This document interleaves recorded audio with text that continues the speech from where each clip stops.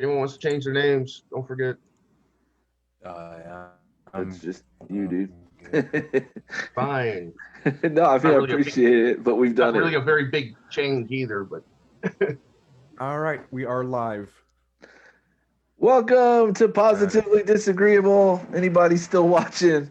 We massively appreciate your patience. A little technical difficulties getting our broadcast going today. So, any of y'all who've stuck it out, we really appreciate it. And those of y'all who left and came back later to watch the recording, no, I'm just kidding. Thanks for coming back and watching the recording. That's pretty cool too.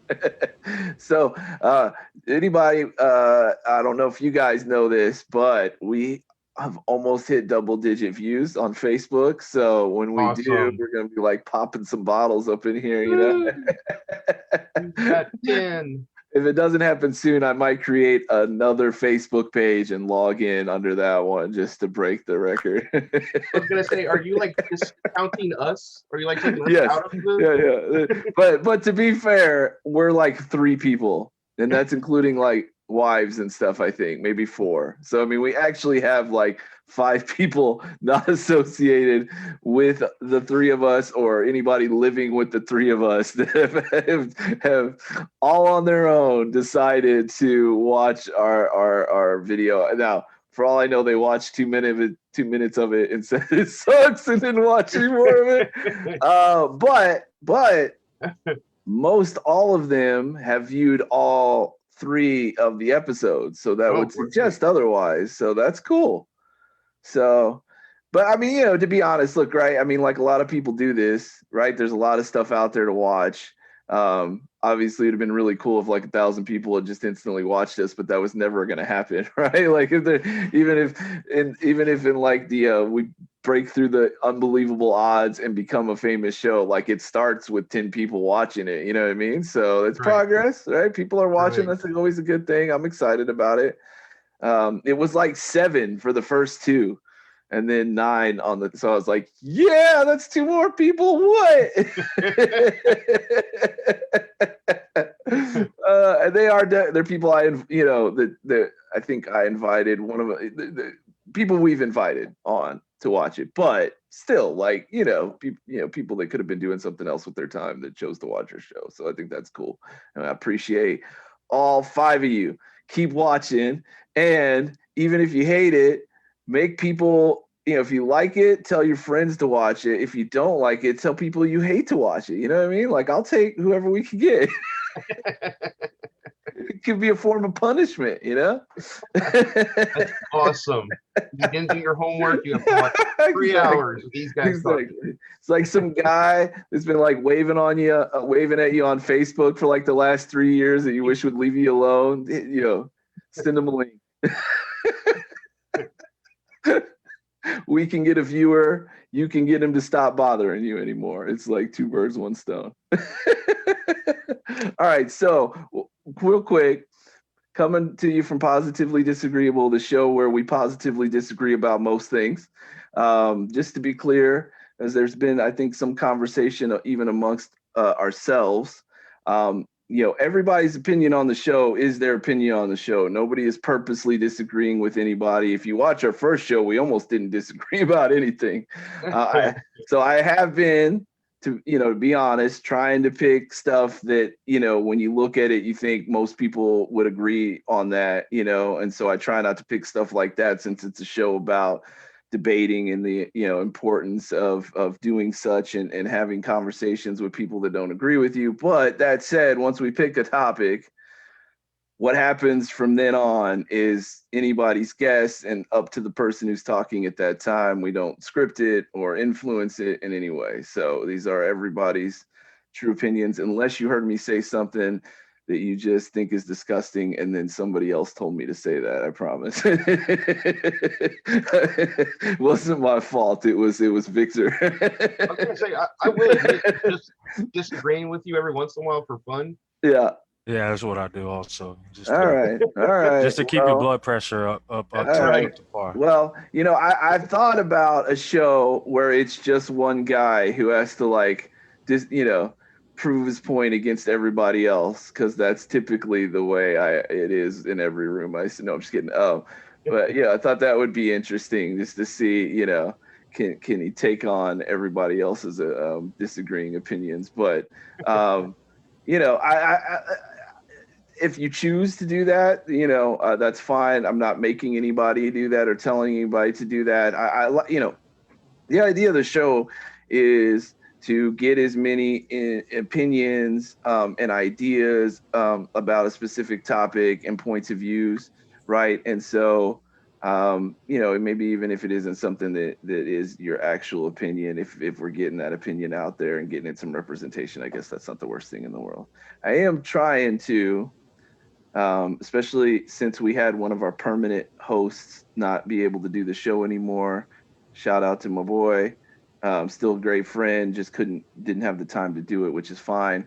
And there's nothing wrong with us moving on with 3 hosts, but I had an opportunity to talk to somebody I know about the show who loved the idea of it and kind of feels the same way about how messed up it is that people don't debate or can't do that anymore. And in the process of us talking about the show, we debated each other for like 3 hours on the phone, which was fun. I loved every second of it. I think she did too. I haven't had a chance to talk to her since then, but she's a relatively busy person, so I'm sure that's what it is. But it was it was obviously a woman. I've said she a few times, and in having that debate, I realized that it would be really great to have a female perspective on the show. And I want to be clear, just like we all understand that Dot is not the here to give us the black opinion on things as if any one person could represent a whole group of people. That's ridiculous. For all I know, what Dot says, a whole lot of black people might disagree with, which is perfectly fine. But I do recognize that as a black person, even actually, if sorry to interrupt you, Yeah. but I'm wearing white pants today, so that makes me Dominican. Got it. Okay.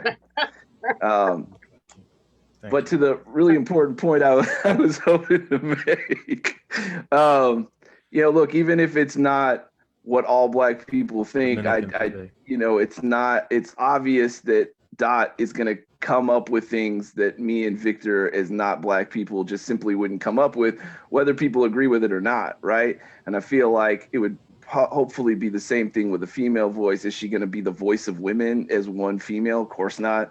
She might say shit that almost no women agree with, but I imagine it would still be a perspective that the 3 of us would just never have because we're not women. And so I've been thinking about that and trying to come up with somebody. I'd love it to be her. I don't know that she has the time or would want to do it.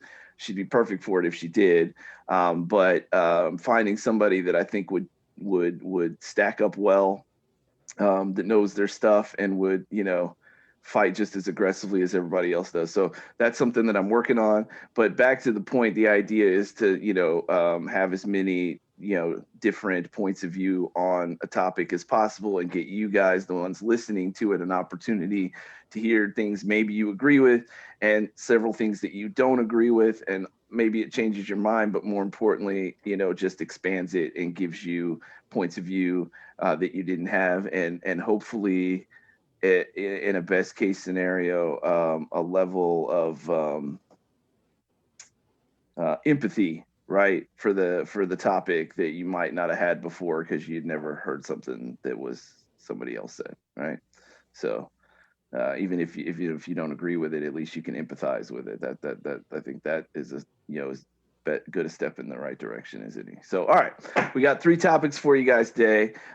So the show, Positively Disagreeable. I always warn you, if you really don't like listening to people talk about shit you don't agree with, then don't listen because you're not going to like this show. Hopefully you do, or you're on the fence and we can teach you otherwise. And if that's the case, then keep tuning in and hopefully we'll have some fun. We've been kind of introducing each of the segments at the beginning, like all of them at the beginning. And I think we learned from the last one that while we are going to try to continuously stick to 3 topics and 1 review format, it doesn't always go that way. Sometimes we pick a topic that almost none of us had heard about until the day before, and get extremely emotionally invested in that topic and spend an hour and a half debating with each other about it. If it's good stuff, I don't have any problem with that. I think that's what happened last week. So instead, we're going to introduce the topic that we're doing right now. And then, assuming that everything goes to plan, we will introduce the topics preceding. That way, people aren't disappointed that they didn't get to listen to a topic that we said that we were going to talk to. And be like, I listened for 2 hours and those assholes didn't mention that at all. Not one time. So, the first topic that we are doing today, give me 1 second just to make sure it's the one. Yeah, okay. The first one we're going to talk about today is I think the bigger issue, and y'all can agree to disagree on this one, but the whole spring break, right? Everybody's going out. Well, not everybody. Young people are going out and partying like it's 1999. Not seeming to really care at all about COVID anymore, and just saying, look, I'm young and the chances of getting sick are not that great, and I want to have fun, and they're not wearing their mask and they're not social distancing. The other thing that I kind of thought was in the same maybe ball field, if you will, is like college sports. You got the Final Four and March Madness that was that's going on, and they've kind of just like, I think they're not, it's not full capacity. Am I right about that on the stadiums? I think some of them are actually going full capacity. Okay. Even if they're not, I mean, they're letting a ton of people in. There's no way everybody's 10 feet away from each other. They're not. I don't believe they're requiring masks. Is that, or maybe they are? They are requiring masks. Are requiring masks. Okay, so at least that's something, right? So that's going to be what we're going to talk about today, specifically. Should we be doing this, right? I know we feel like we're on the brink of beating it.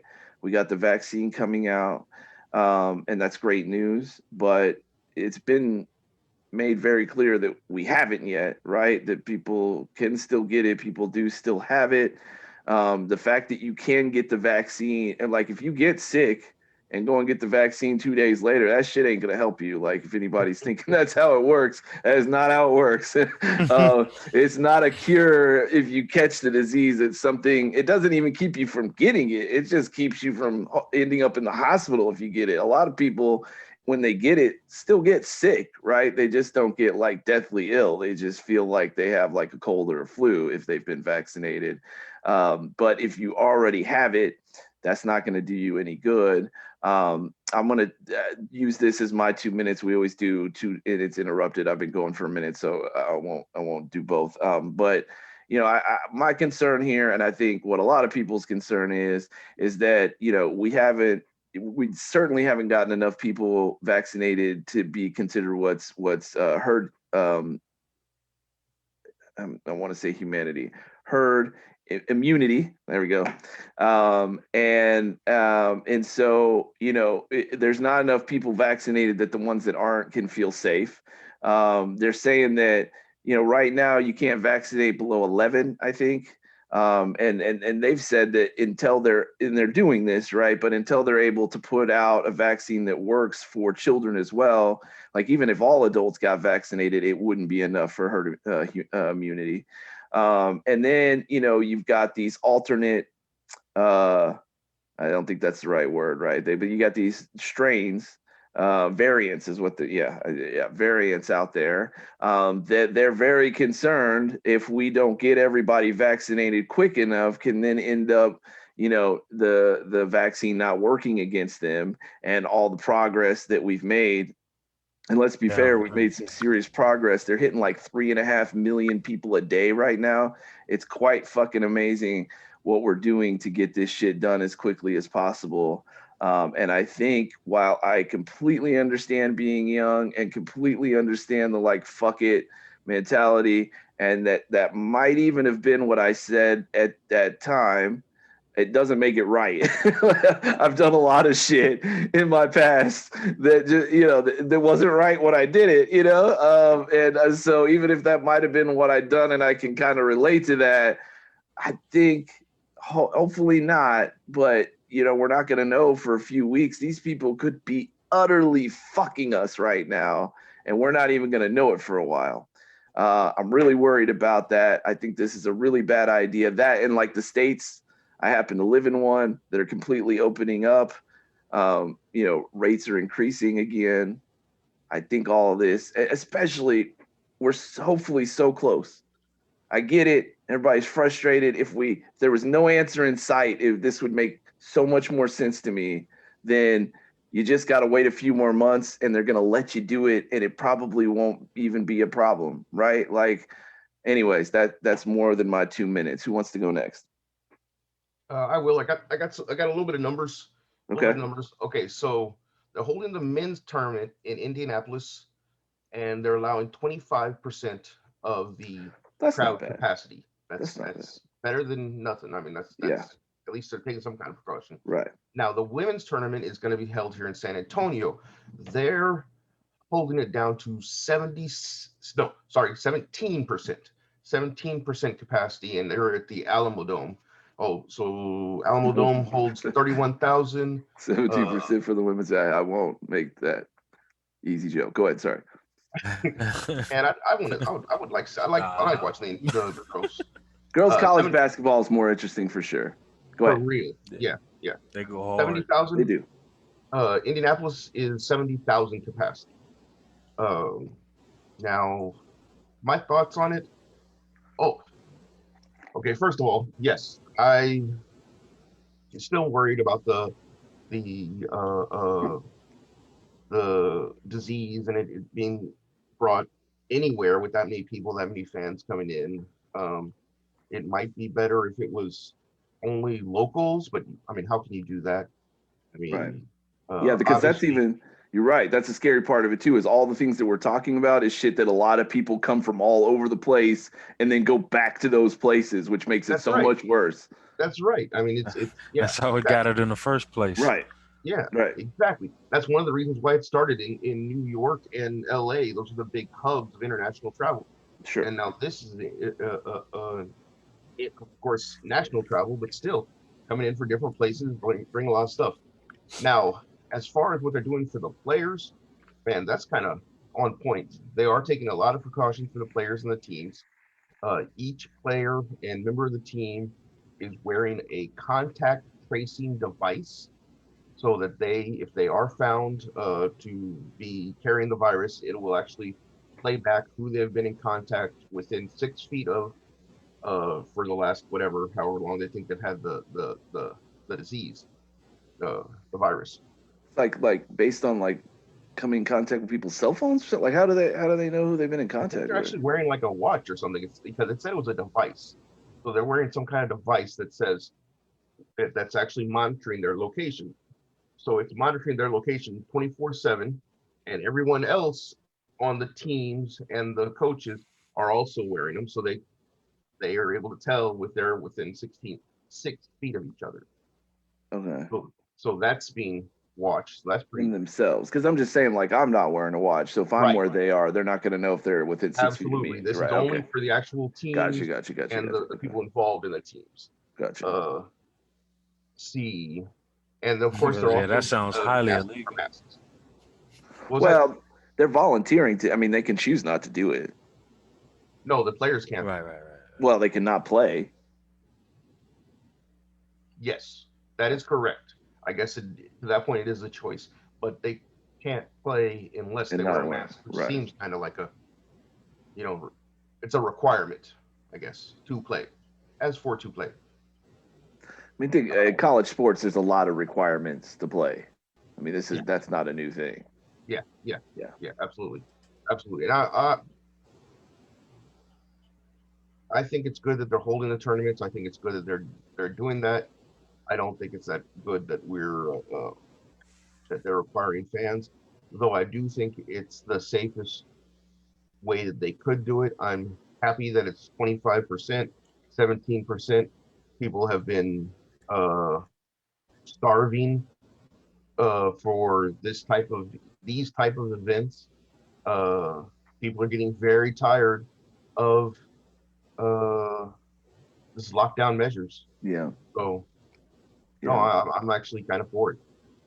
Well, okay, but that's the sporting events. What about the spring break stuff that's going on? Oh no, screw those guys. All right. Yeah. Yeah. Well, yeah. All right, Dot, what you got? So this is an interesting thing and an interesting time. I'm from Miami. I know how Miami gets down. You got to realize Miami's a place to where we're used to people. It's like Las Vegas or New York. You're used to tourists coming there For and spring break, dipping. right? Yeah, and that's it. You It's know, like their people come Christmas. there It's like all their Black Thursday or whatever.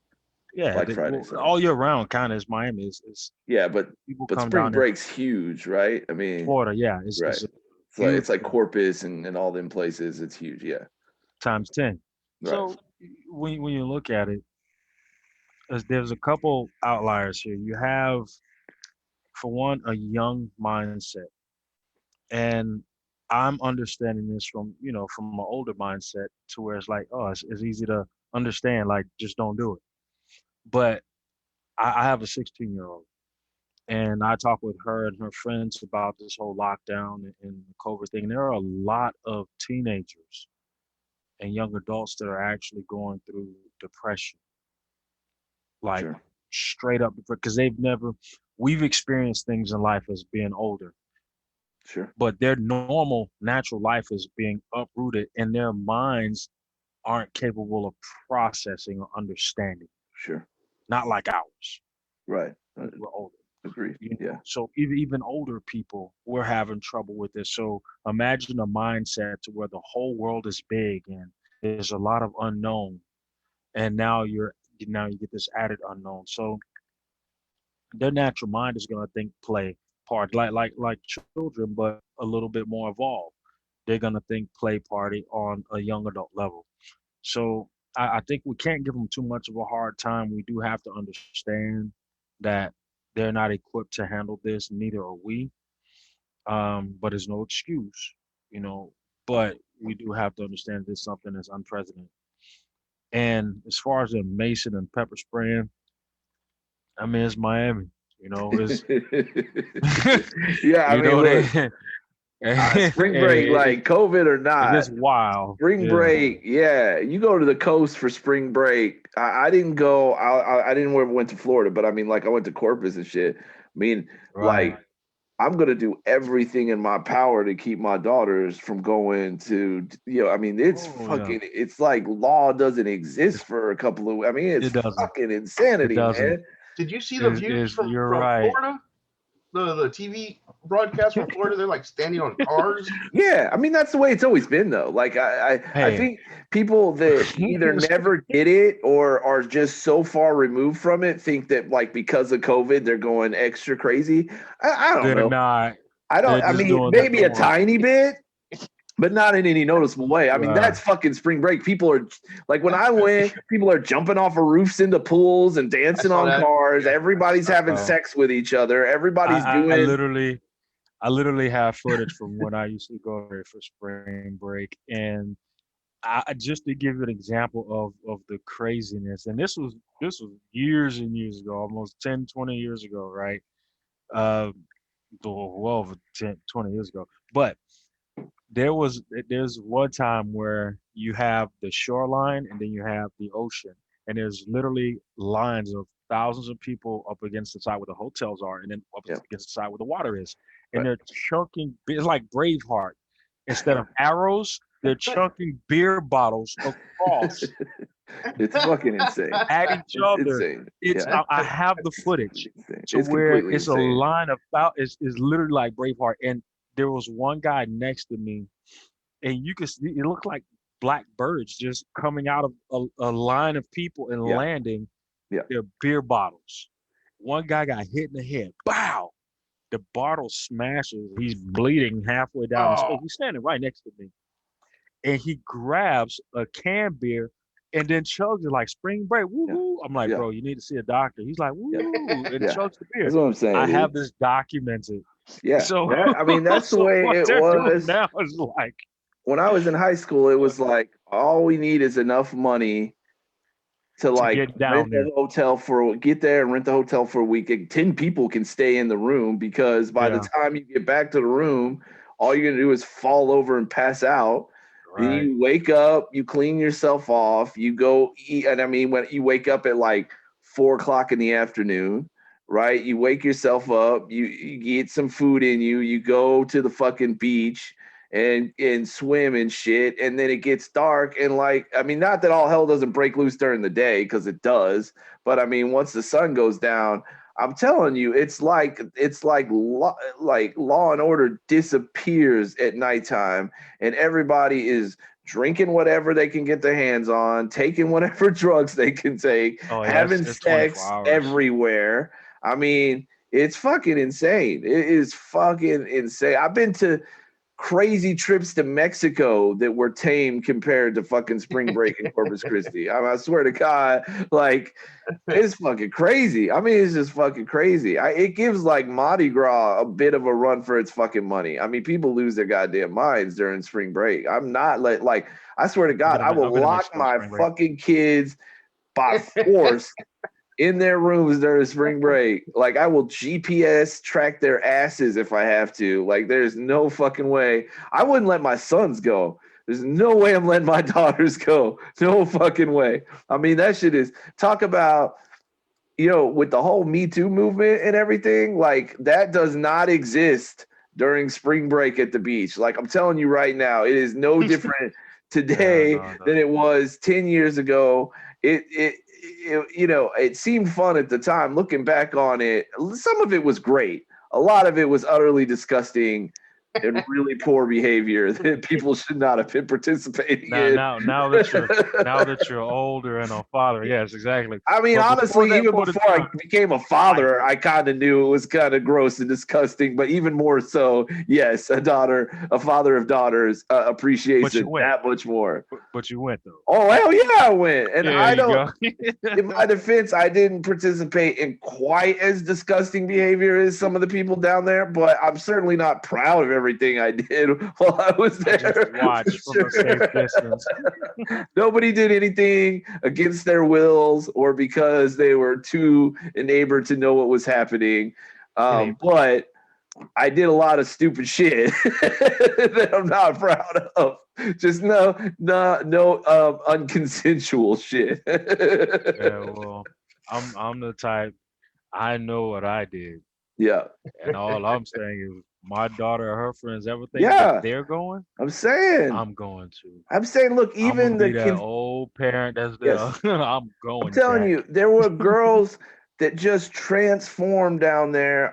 They did what they wanted to do, but I guarantee you they went home afterwards and was like, oh my fucking God, what did I do? Yeah. And luckily we didn't have Facebook and all that shit back then. You could kind of go back to school and pretend it never fucking happened back then, at least. Now it's gonna fucking follow you forever, Oh, it's a fucking nightmare. I mean, it's fun while it's going on. I met a woman she was from Oklahoma, and she was like, she's on spring break. We were young. She was young and married. I feel bad for her husband because he has no idea what she did. Man, I luckily was staying in the other room. I went out with friends who brought a girl back to the room who had sex with all of them except one of my friends who didn't, surprisingly enough, want to have sex with the girl who had just had sex with like 5 dudes. Right. And they all at the same time. Well, it wasn't in this case. It was one after the other. I mean, I was in that happens too. Right. I was in that.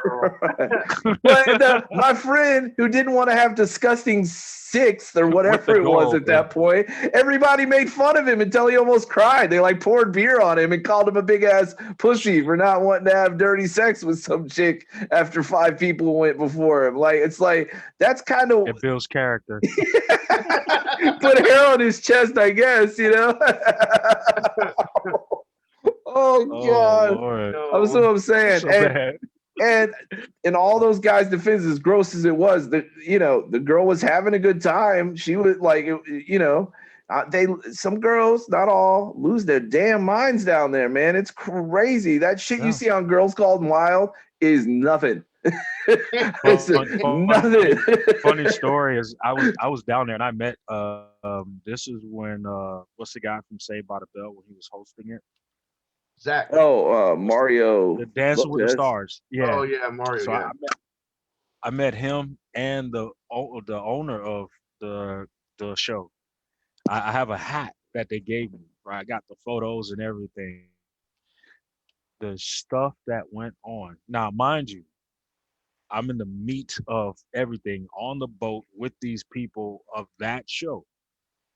The stuff that goes on is that you actually see on the videos you purchase pales in comparison to what actually goes on right Well, in front sure. of I your mean, he was face. hosting MTV. They're definitely not going to show that shit on MTV. But you're right. Even compared to like the dirty videos that they make, I agree. It doesn't. I was there watching It's it be fucked up. filmed, so It's trust me.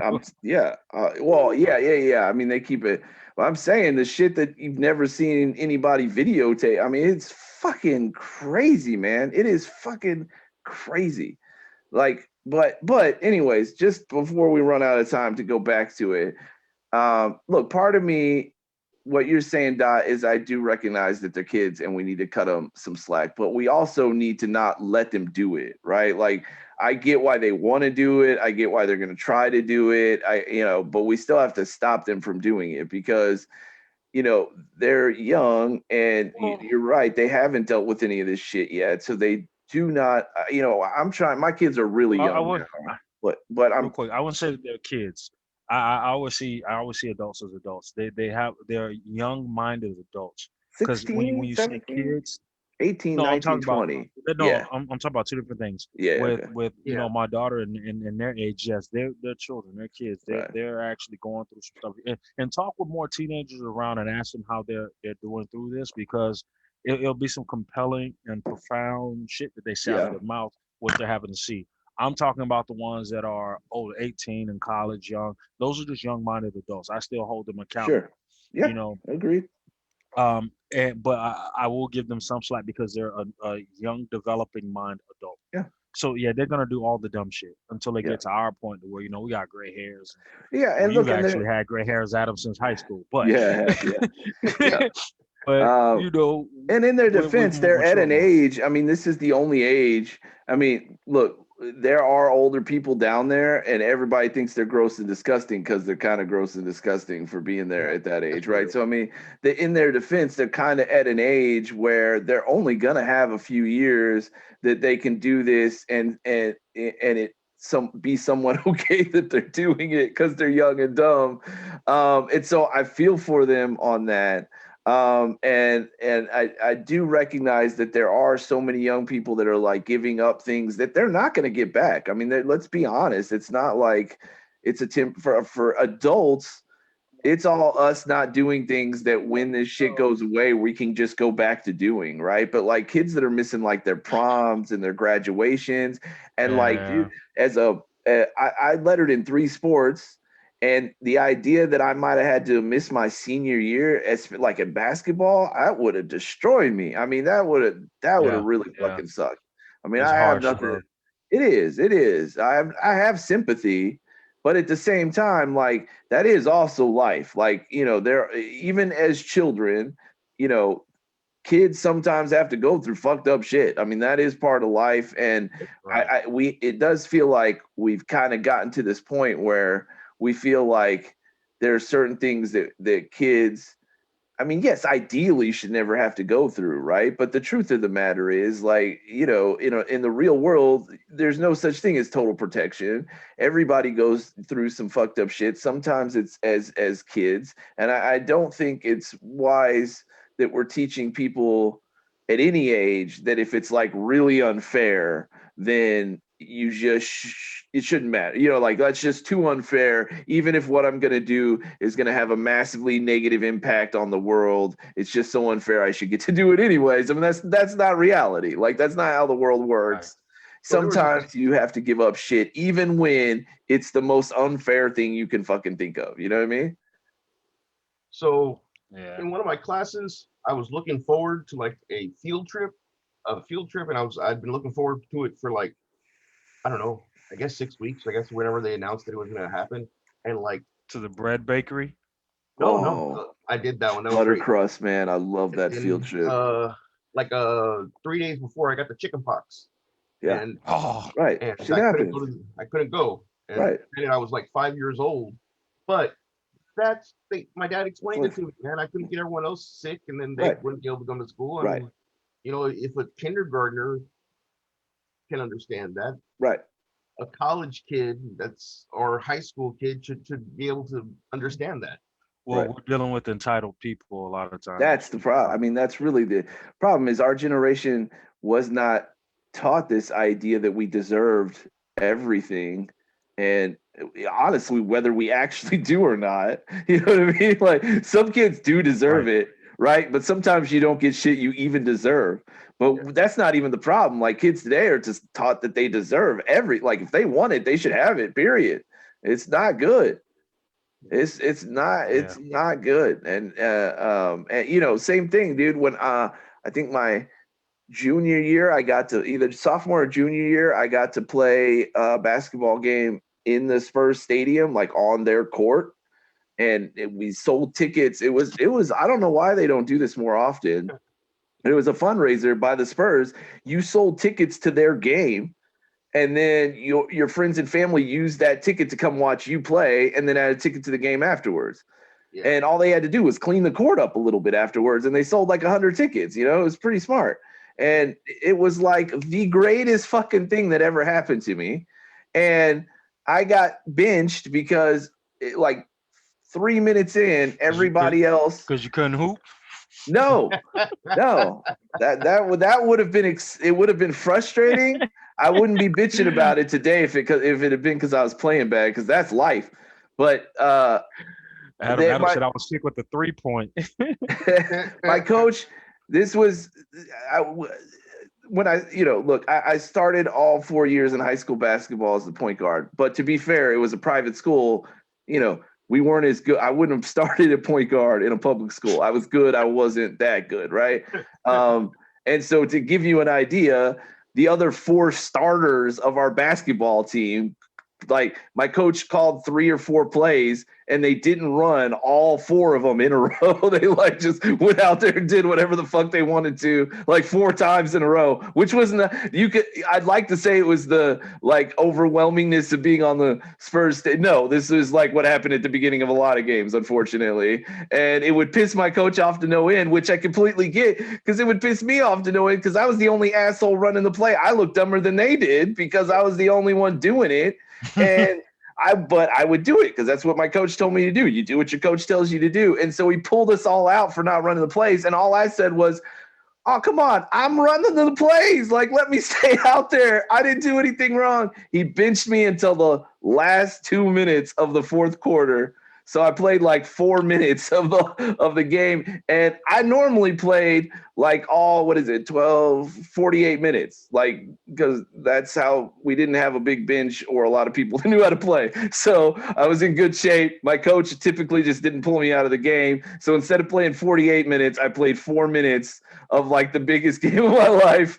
And I've never forgiven him. I love the man. He was a great coach. And if I saw him, I'd say hi. But if we talked about it, I would say I still haven't forgiven you for that shit. To this day, I hate you for it. It does seem like it's left a mark on you. I'm saying I'm almost 42 years old. It is still painful. To the pros. Like, I could have been in the pros. No, that's the thing, is I wasn't going to be in the pros. This was the only time I was ever going to play on that stadium. I was well aware of that. You know what I mean? I wanted my 48 minutes of fame, you know, and I had earned it, you know? Yeah, not 4. I worked really hard for that shit, and 4 douchebags and an asshole coach fucked it up for me. You know, I'm saying it as it is. Man, big dreams. Yeah. Oh, it gets worse. I finally get in for the last 2 minutes with the other starting 4 players who have been playing a lot, and I'm like, all right, let's run. I want to try to score. I haven't scored. You know, on the Spurs stadium, I'm gonna score, and my again, a guy I still consider a friend today, but if you bring this up, the douchebag who Damn, already calling them names. who had never dunked a basketball in his entire life decided that it was going to be being on the Spurs stadium that was going to give him the 2 inches that his vertical didn't fucking have. And they ran every play to try to give this guy a dunk who still's never dunked a day in his fucking life 40 years later. And we wasted 2 minutes watching him fall on his ass and not score a single point trying to dunk the damn ball. That's how I lost out my 2 minutes of fame. That sounds like a championship team. Oh, we were here's the other thing I hate him for, not the player, the coach, is when we got this wonderful opportunity. Yes. No, go ahead.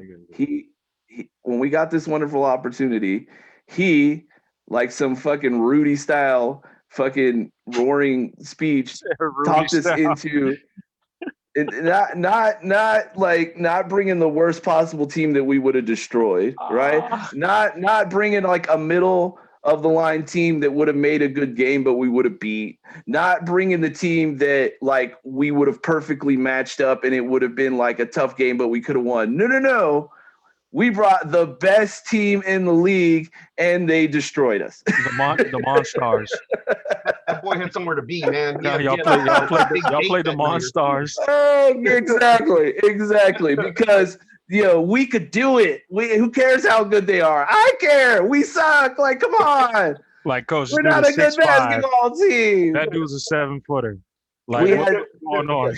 Right. We had 2 good years in the beginning, and then by my junior year, we lost like 3 really good players. And then by my senior year, it was like me and one other guy that knew how to play basketball. And it was horrible. It was horrible. Yes, we were the Washington Generals. It was bad. No, I mean, it wasn't that bad, but it was bad. We lost a lot. I learned. I put a lot of hair on my chest. I got a lot of character. Character. We're talking about life not being fair and learning that lesson. I learned it very well those 2 years. Oh man! All right, spring break. Back to spring break. I thought we covered it. We're good. We're done. Fuck them. That's what it was, pretty much. That was great. That's what I'm saying. Is look, I get why they were wanting to do it, but as adults, we need to stop them. I mean, it's not. Them wanting to party like lewd, disgusting people for a week is not a good enough reason for the whole fucking world to maybe not get past. I mean, like, let's be honest here. Save that shit for Oktoberfest. No, I'm saying, like, what we're talking about is the very real possibility that they stop the vaccination process that we've spent billions of dollars on and all this time and effort and are right at the edge of it working. And they could literally, their need to party could destroy all of that. I mean, that's literally what's on the line. That's not exaggerating. Maybe it's more like a cleaning out of the whole world. You know how like Darwin says, like survival of the fittest? It's just cleaning the gene pool. We're getting smarter. I would almost be okay with that. Like, not really, but kind of. I've said that, people are going to hate me for saying this, but one of the issues that we're facing today is overpopulation, right? I'm not even talking about smart and dumb. I'm just saying literally there's too many people on the planet, right? That's right. If they want to go and donate to bringing the fucking population down to a more, release a virus number, right. By choice, c'est la vie, right? They're adults and they want to choose to do that. But the problem is they could very easily fuck up the chances for everybody else of this vaccination working and us getting to move forward with the rest of our lives. And, everybody's talking about the roaring 20s coming. Not if these assholes fuck it up for us. They're not, you know what I mean? I'm excited about that shit. Let's get it rolling. You know what I mean? I'm down, but we got to fucking actually beat the fucking outbreak before that can happen. Otherwise, it ain't going to happen. And we're just going to get the Great Depression without the roaring 20s. You know what I mean? You got prehistoric viruses and things that live in the ice in Antarctica. Yeah. This is planet Earth. Right. It's all includes. There's all types of mutations and viruses and everything everywhere. Yes. As outside of that, hell, look at driving. Have you driven? on the freeway Well, in so the here's the last thing. 2 weeks. It's I was interesting. Like on a I whole, was cut off like 4 times just yeah. yesterday. Yeah. No Yep. signals. Well, I can Jumping. scare you. Want to get scared? Okay, look, the world I don't get scared. population I is get out of concerned. control, right? You know what? Yeah. 2 things that people are working on really fucking hard right now is AI. automated driving Yep. Mhm. and clean toilets for everybody. 2 wonderfully beautiful ideas that are going to make the world's population Let's re-show. increase at a rate 10 times higher than it's increasing right now, because those are the 2 number 1 causes of death on the planet. And we're going to fucking essentially get rid of them, which is great.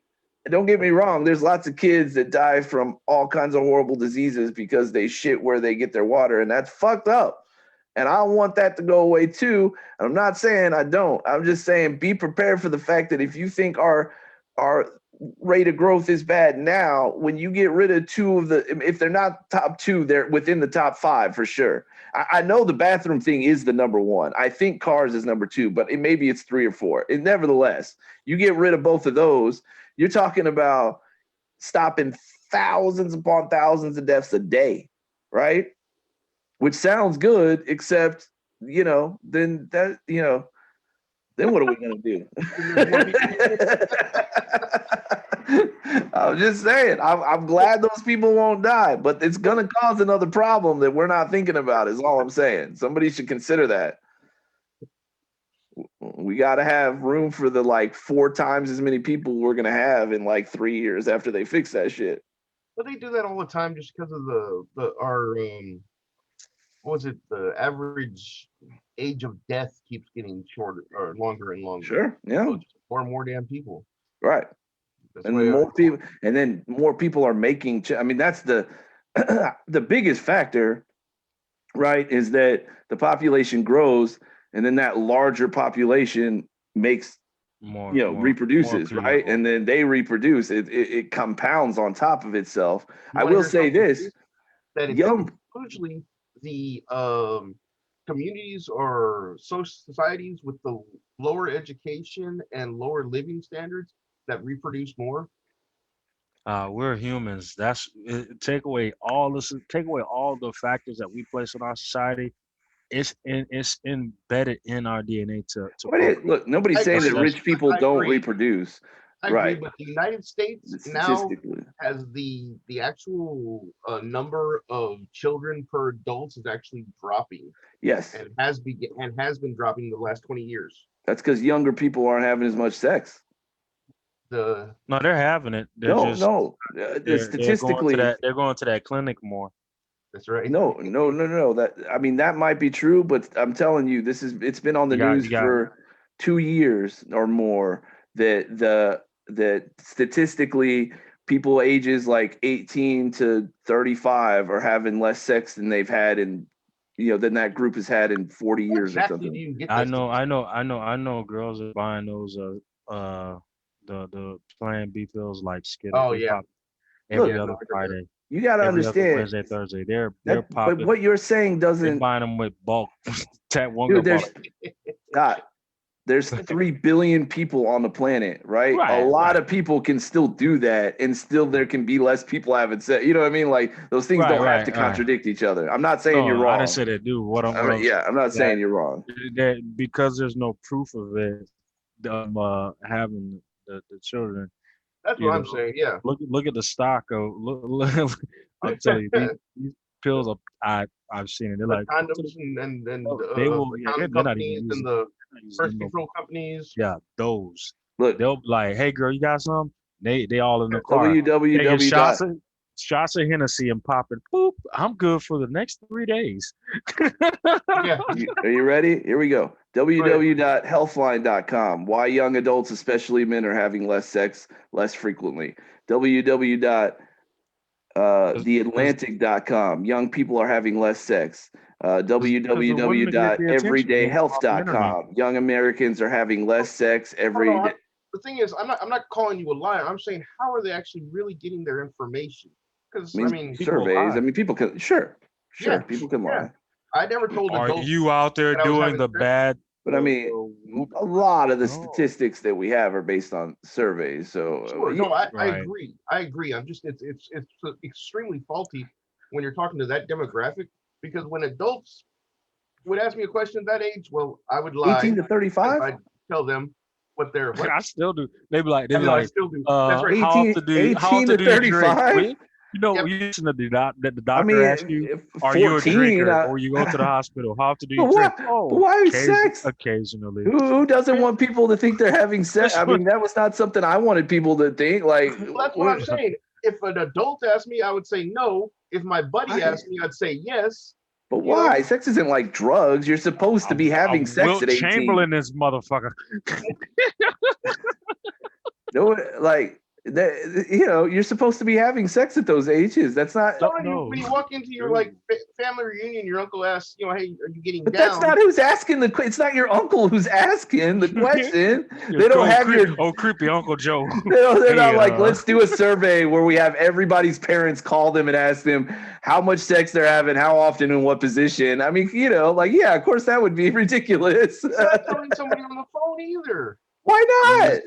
You just tell them about reach the end of the internet. I'm sure. Look, I'm sure you're right that there are some people like that, but I gotta say, I have to disagree with. I would think that especially like 18 to 25, I would think the bigger issue would be that they were lying, that they were having more sex than less sex. I don't like at that age when a stranger call you, you're not like, boy, what I want is for all these people to think I'm pure at heart and not having sex. I mean, 18 to 25-year-old is like, you know, 2 or 3 times a week. I don't have a girlfriend, but that's when I'm, you know what I mean? Like, give me a break, dude. Especially guys, they want people to think they're having sex. I'm thinking it's those guys that don't answer the survey. Most of the people. Why? Yeah, because I'm thinking it's the survey answers or the good, nice Christian girls.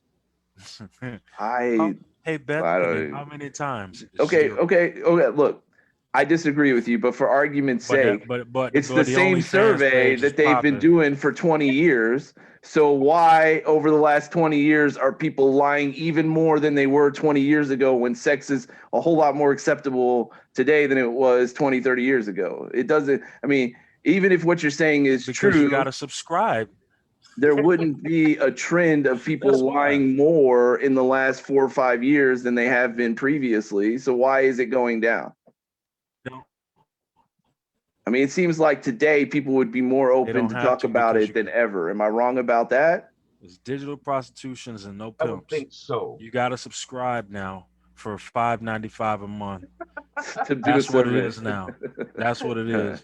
You want these answers? Subscribe to my OnlyFans for $5.95. Well, if that were true, as funny as it is, that's not how the surveys work. It typically is somebody who calls you on the phone. It says, "Do you have a moment to answer a few questions?"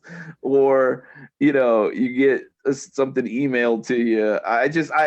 Today, you know, look, people feel more okay saying that they're gay. People feel, I mean, I'm not saying it's perfect, right? But people feel safer saying that than they ever have. People feel safer saying that they're trans than they ever have before. I mean, this is not a generation of people that are more uptight about the topic of sex than people 20 years ago were. So why would they? So with that, so think about that. With that in mind, hold on, think about that. With that in mind, we are talking about a subject that have to do with that, that word, right? That intimate, you know, sex, right? With that in mind, look at the whole agenda of sexuality, sexualness. It all that's all it really bases out of. But we wrap it in the word, oh, love who you love who you love. But now we got LGQTBT RESP. Ain't anybody having sex? Come on now. That don't even make no sense when you got a whole category based on who you fucking. If they were saying nobody's having sex, I would agree with you. But I think people can be gay, you know what I'm saying, and still have less sex than they were having before. I don't think being gay civil rights behind forces you to have more sex. Think about it. You got a whole category. No. It's not about that. You got a whole category about who you fucking. I hear what you're saying. Think about that. I'm thinking about it, but here's my issue. Yeah, of course they out there. They act. My You issue want with to it know why? is Because they justify like those groups have always because I'm existed. not They having haven't just been traditional, created. then it doesn't count. Or because you do it in the butt, it doesn't count. Or because you only gave it doesn't count. What counts I think as all those I told my high school girlfriend. I'm pretty But sure. none You of see what I'm that is saying? going to change Bingo, you this. got it. You got it, Victor. That's None of exactly what's this is happening. going to When change these this people are survey. asking them, when they asking your uncle the survey, when they have your uncle call you to ask the survey about, Under the that's shirt what they're actually thinking in doesn't their count. mind. Yeah, well, under the shirt does. We So, gotta, yeah, it was. all right. So back to Oh, I reality. can't do that gesture. Yeah, we gotta watch what you say. They'll block us on Facebook. You know that, right? Back I got a homeboy that was reality. he that just with said the people, word transgender in a Facebook chat, and they put him in Facebook jail for 24 hours that's weird. just for I mean, typing it's the not a word. bad Yeah, it was word. crazy. He's always in Facebook. No, he's always in Facebook jail. He said something. I think I have a screenshot of it, but he was like he had to mention like, hey man, I'm in Facebook jail because of my comment. I'm like, damn. But once they own you about that shit, man. Yep, for real. Anyways, there, I will tell you this: if the surveys aren't enough, there's less babies being born based on the percent, amount of people on the planet, percentage-wise. Young people are having less kids. That's what I said. Yep, that's what I said. So that would be another thing that nobody would have to answer any questions in order for you to see that if there's less, less kids, less sex. People are having less kids. That is correct.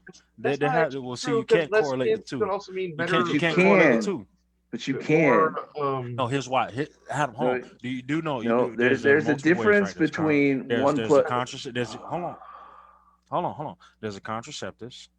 Yep. There's I understand. Like, you don't now need to spend 20 minutes making the argument because I understand what you're saying. One doesn't necessarily have to do with the other, but it very well can. Right. That's what I'm saying. You're right. You can have just as much sex and have less kids if you're being smarter and more protective, but that's not what it doesn't suggest that's what's happening. People are saying they're having less sex, people are having less kids, and I haven't seen anything that says statistically people are using more prophylactics and such on a check the sales and the stocks. Yeah, sales and stocks. Check the sales and the stocks, and that's how you add. That's how you add people that on lockdown. I mean, I would be surprised to hear more people are buying condoms right now than previous we're talking years. about before the. It's true. It's true. Yeah, it was going on for a couple of years leading up to the pandemic. Go to Walmart. Go to Walmart and go to that little area where they got to put the key in to open to get the things out. You see a whole line. They even got a button now where you push because people just start congregating right there. But when you have when you have 3 billion people on the planet, if 1% are buying prophylactics, that they're going to sell a fuck ton of them. But it doesn't mean that more people are using them just because they're selling a lot of them. One that doesn't, that's not an accurate. We're popping them motherfuckers like Skittles. One of the top things that came up is they insides up. Forex condom sales jump after virus rules relaxed.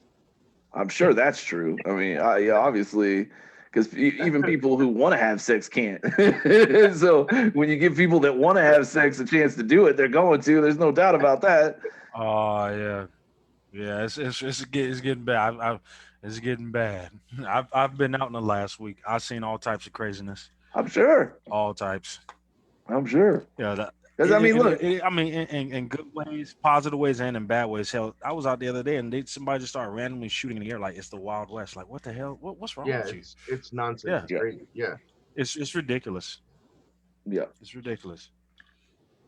But Hey, I will say this: of all the things, like all the news stories that I've seen about people having less sex, I mean, it's on Republican news stations, it's on Democrat. I mean, it seems to be a very well accepted. This isn't something people are debating. It's like a thing everybody's accepted to just be true. Like I haven't seen a lot of people can't, they do a story and one person says it and then the other person's like, yeah, but these things say otherwise. Like everybody has accepted this to be an accurate thing that's They're lying. happening in the Not on world. your show, buddy. They're Not on your show. Well, of course not. Lying.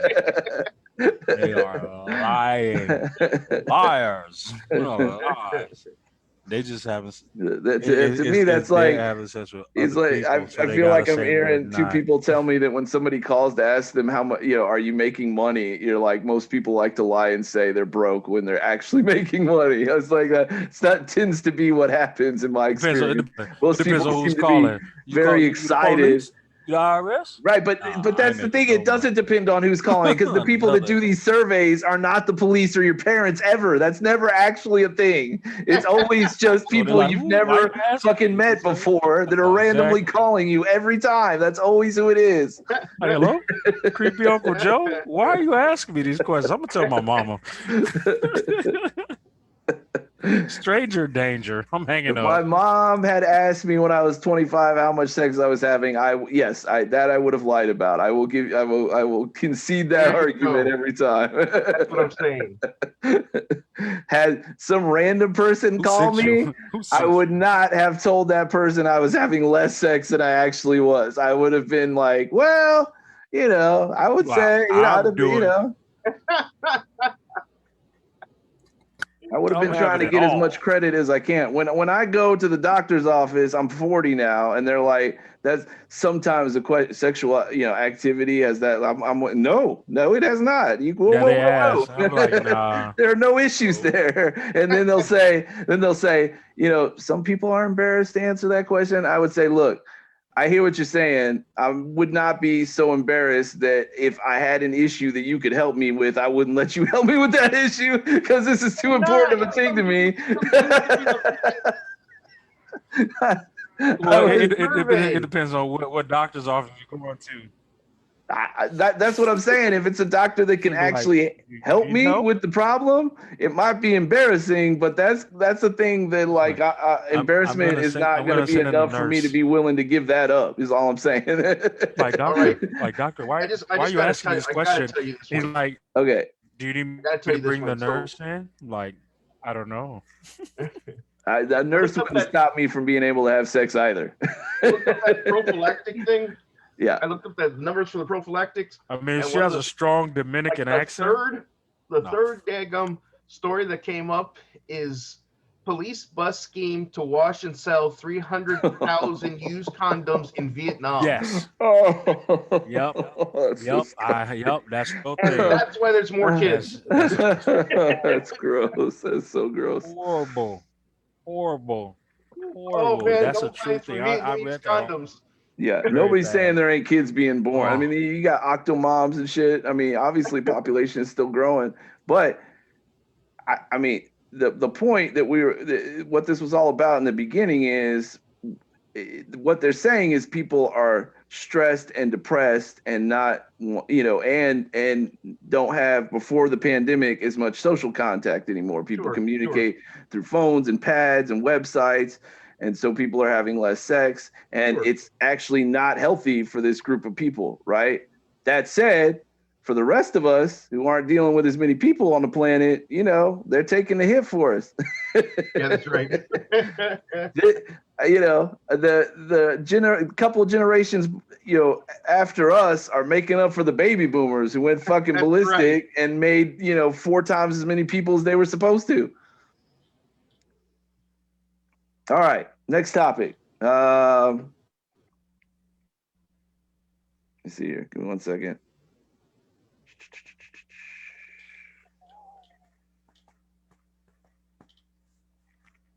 Okay, number 2. President's plan to pass the law to make it harder, more restrictions to purchase firearms.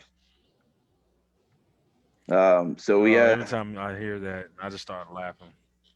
Well, I mean, it's interesting that, on all of the stuff that he wants to pass, which is 3-day wait period across the country, screening for mental health issues across the country, and criminal background check, maybe?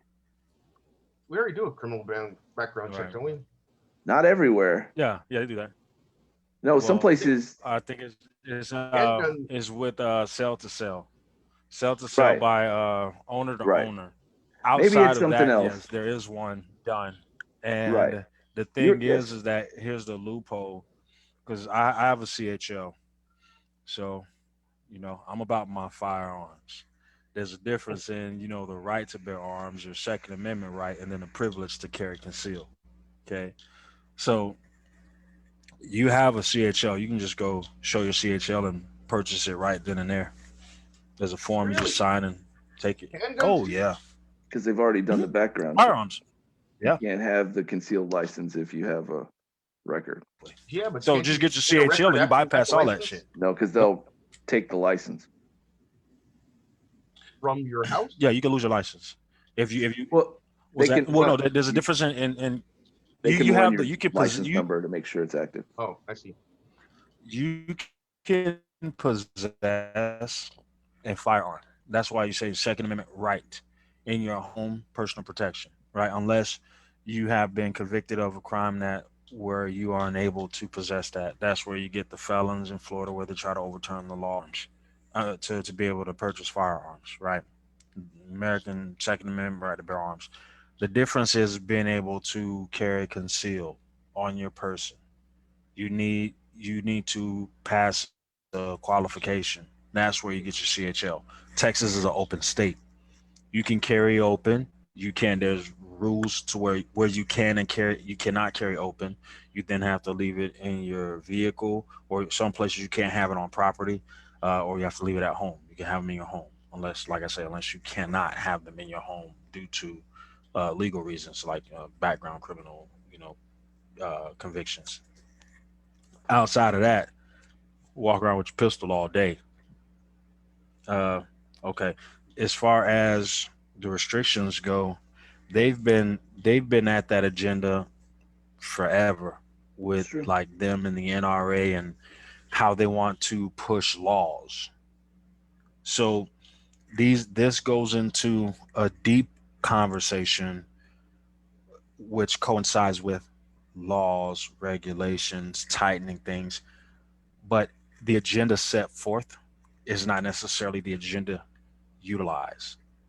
So what they use is like situations like Colorado where you get all these conspiracies online, false flags and stage incidents and things that are going on so they can shift it for political gain. Coronavirus, all this stuff, political gain.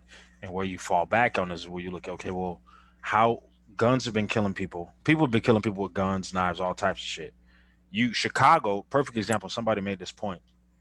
Chicago's had murders forever, forever. Weekly just onslaughts of murders. But there's never been a push for guns in Chicago. Because then it goes into what mass shootings are, three or more. But then you have gang violence, which is technically considered mass shootings because multiple people can die in gang violence. They don't push that for gun control or gun reform.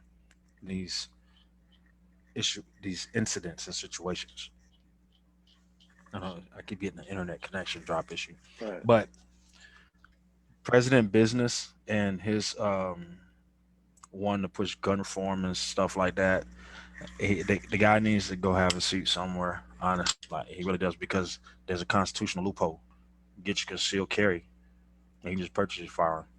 What are you gonna do now? Infringe upon that right?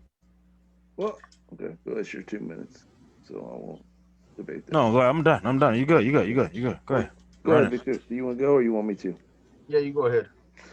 So, here's the thing. There's a lot I gotta say about, but so first of all, the Say majority of it. Americans. Run it. I mean, a majority of Americans, not even necessarily about what you said, just about gun control. Period. Majority of Americans Yeah. want every single one of these restrictions. Every poll, anybody's running, Democrats, Republicans, blue states, red states, it doesn't matter.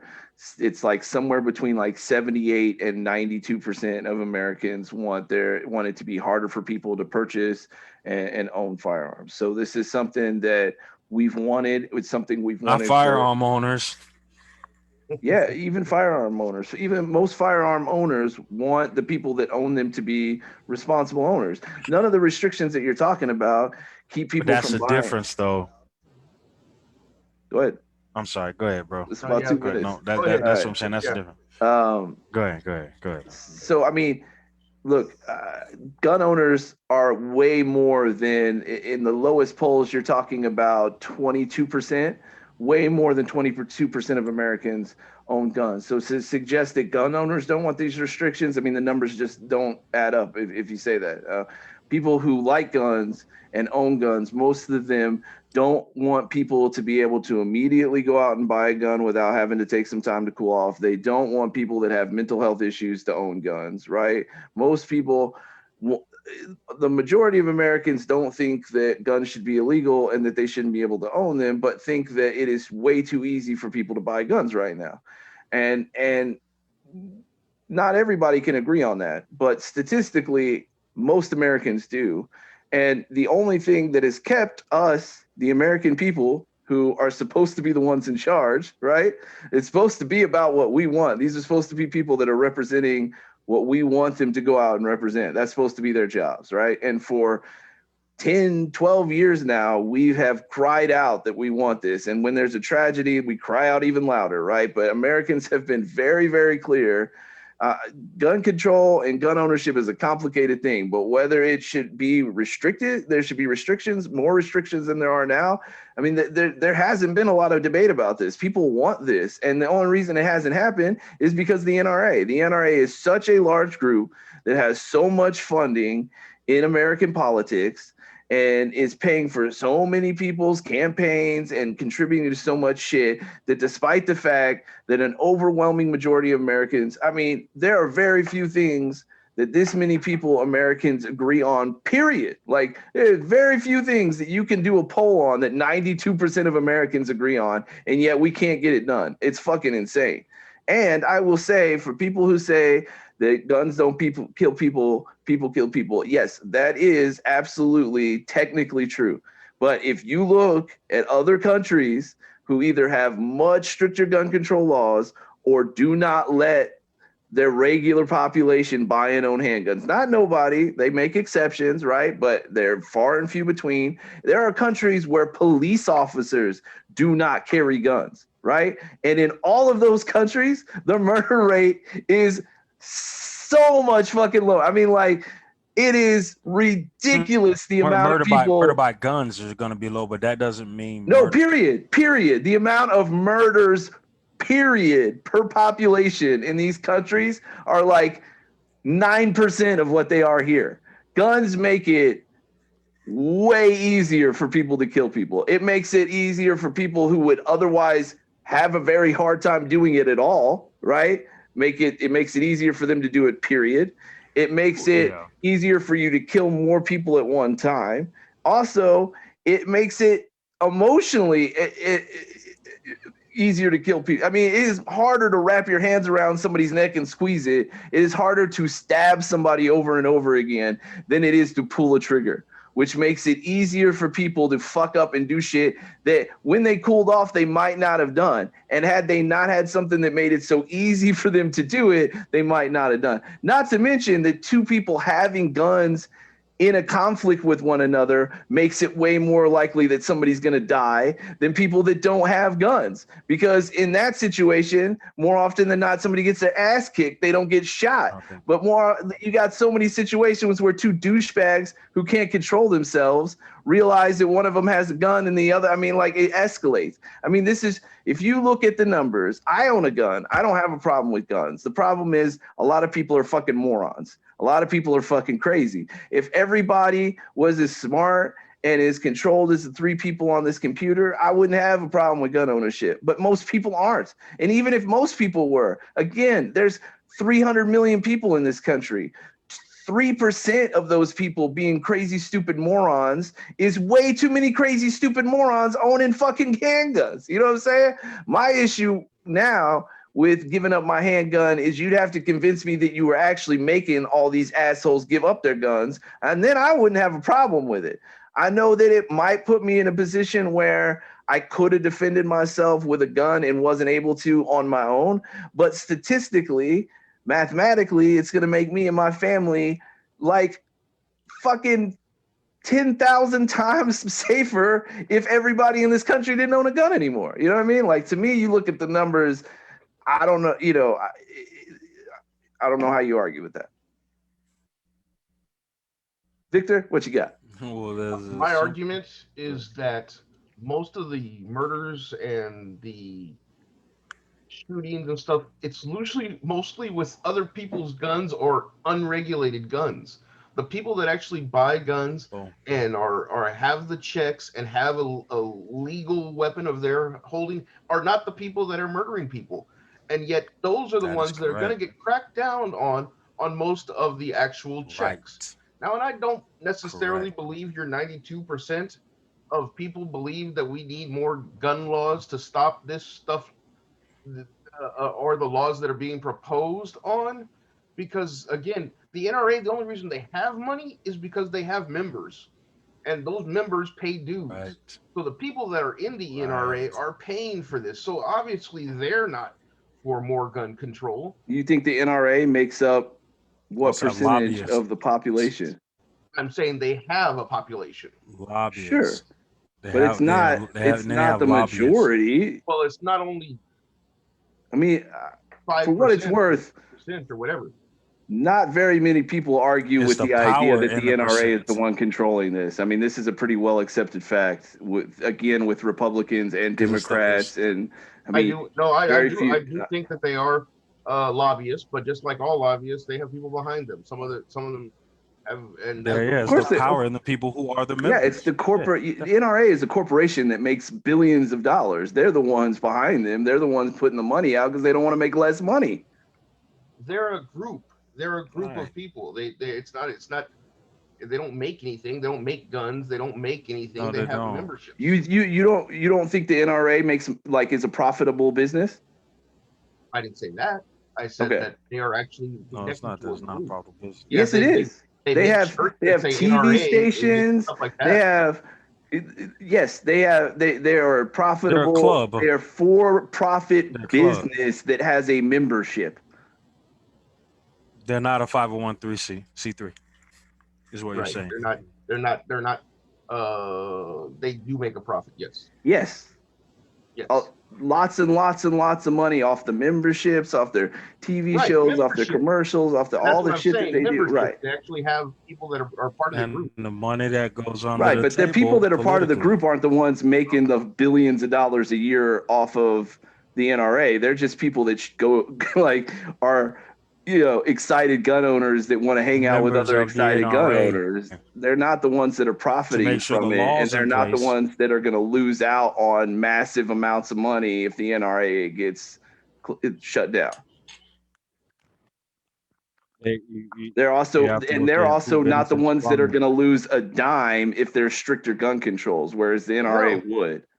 Well, then you are completely wrong, and so am I. The NRA is indeed a tax-exempt non-profit organization. It has a 501c3. Yeah, so is the church.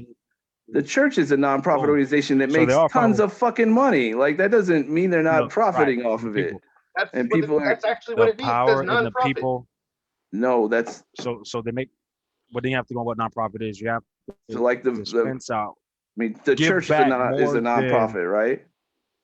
Like church is a nonprofit. Cornerstone Church is a nonprofit. Have you seen the owners of Cornerstone Church? They're millionaires. All their money goes back into the church. No, it does not. Right, because it does not. They own a house in the Dominion. They own money. That's good budgeting. It's good budgeting. It does not with 501c3s. You can lose your tax exemption if you cannot show the numbers as to what you bring in. I think it's 51% of that goes back out. So they're only keeping 49% of billions of dollars. You're right. They're not making any money at all. My argument totally goes out the window. No, this is what I'm telling you. 49% of the money. I know it's a laughable amount, but look at what allows you to keep your 501c3. But this isn't an argument about what's tax exempt or not. This is an argument about whether or not who makes money, who loses money. Yes, and the people running the NRA are making tons of fucking money, and they don't want to stop losing money. And tighter gun control laws would have them lose money, which was the point I was making to begin with, and none of that is not true. And my point was that they have members behind them. Because they're but the members don't make money. That the money that they're giving is going out, is going back out. The money that they're making, they have to show you. You're not a part of some of it. Some of it. There's a. You just said that. You just said 51%. I'm using your math. Right. This what I'm that telling lets you keep 49%. Right. So exactly. When you're talking about lots of money. Right. So look into their books. Okay, bro. If that number's a number, keep that. If my argument is that they don't want to give up the money, and we're talking about billions of dollars, if they only get to keep 49%, if they only get to keep 10% of it, that is a massive financial reason to want to fight gun control, which is the point I was making. And so whether they get to keep it all or not doesn't change any of that. Of course, you can say it in a factor to make your but that's say it in a fact that makes my point. You're right. That's exactly what I made a fact that proves my point. That's typically what you're trying to do in a debate.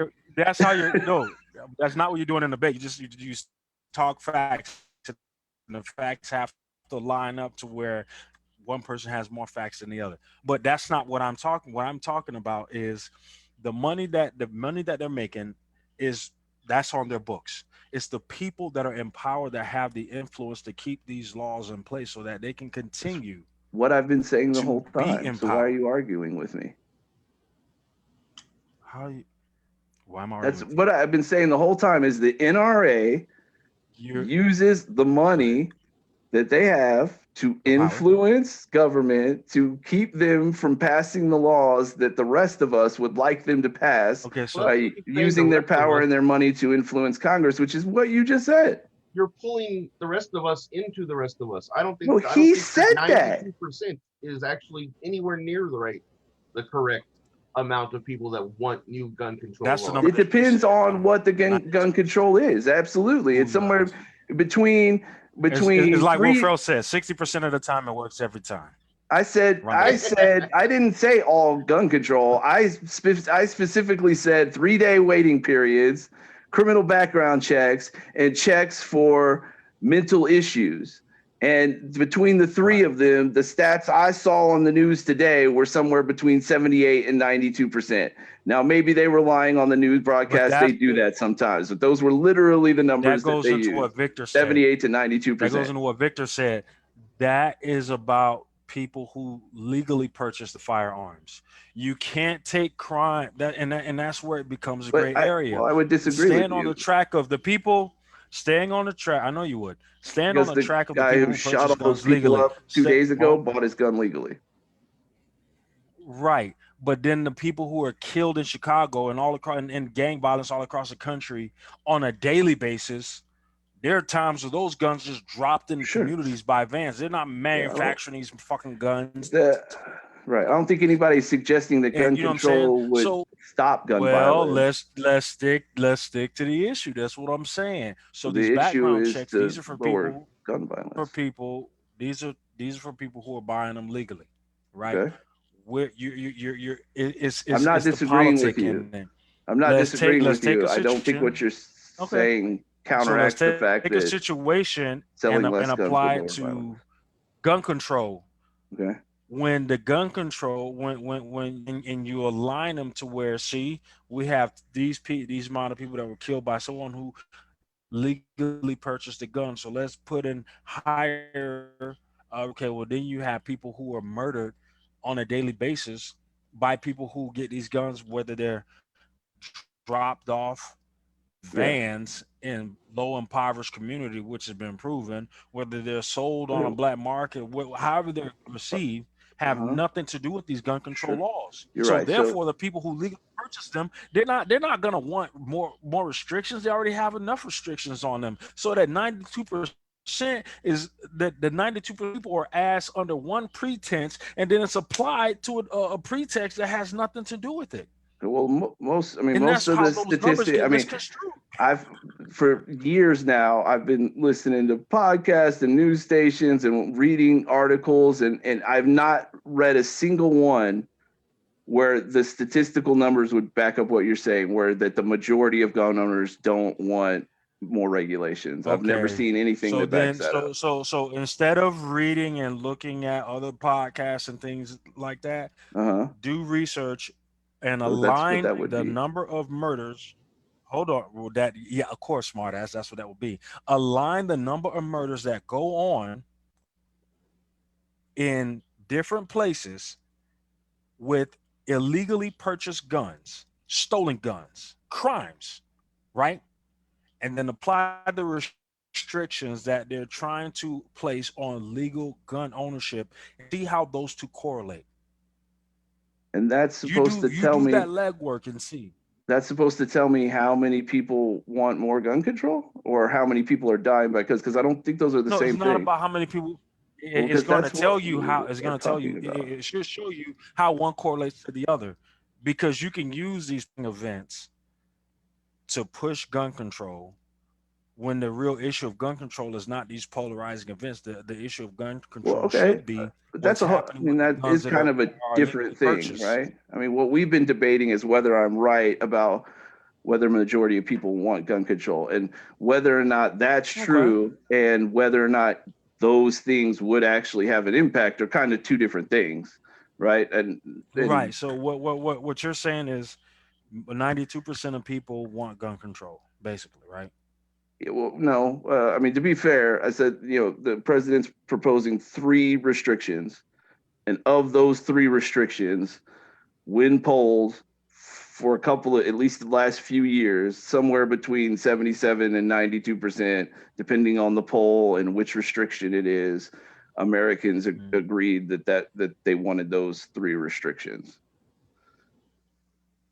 is what I've been saying. And because if you get into deeper restrictions, it does get much more complicated on what people want, people don't want, right? But what I've been trying to say is, just as a matter of more restrictions than there are right now, that's been something that for years now, when you poll the American people, you get a very positive feedback that we want more gun control than there is right now. Now, if you start asking people, do you want your guns taken away? No. Americans don't want their guns taken away. Let's agree to this. Let's agree to this. We want more crime control by use of guns. Yeah. More crime control from the use of guns. It's not necessarily gun control. Right. And right. And so like when you look at when you look at the arguments people make for like why you should legalize drugs, and you get all these people that say, oh, if you did that, drug use would go crazy. And what logical people say is, yeah, but if you look at countries where they've done it already, that's not been the case, right? And so I think what people are saying is, look, if you look at countries where they've added more gun control, murders go down. And not in one country, but in lots of countries who've done it. And in fact, when you make a conscious effort to stop selling guns privately to people and take back the guns that you have sold, murders go dramatically down. And again, in several countries, not just one, right? And so I personally, while I recognize that, well, and to your point before, where because some people aren't going to go buy a gun and kill people, but some people are going to buy a gun illegally and still kill people. I agree. I mean, no, I don't think gun deaths will stop, right? But even if they're not going to stop, why shouldn't we do things that would make it better, right? Because I mean, less is good, right? What would be? And I'm not asking sarcastically. I'm saying, like, what would be the legitimate argument for, even though if we did that, the murder rate would go down, since it wouldn't go away, I wouldn't want to do that. Because I think it's a crime rate. I think it's a crime rate thing that we're applying to guns. So I'll give you a personal example. My brother was stabbed to death November 2019, right? From a domestic situation with a girl and her dude. He was stabbed to death, Okay. right? Knife. Okay. Last month, his daughter was shot to death. She was pregnant, my niece. She was murdered last month. Her and the guy who killed her, he was 25. He shot her. He shot the girl that was with her because my niece was pregnant. She was trying to leave him. It was a domestic situation. She was trying to leave him. And he actually planned on murdering them both. You can look up the articles on the news. He was actually trying to uh, kill her aunt. Also, he called her to come over because it was premeditated, right? So he's in jail now, alive and well, no problem. We just buried my niece on the 11th on her dad's birthday. You know, they both were murdered.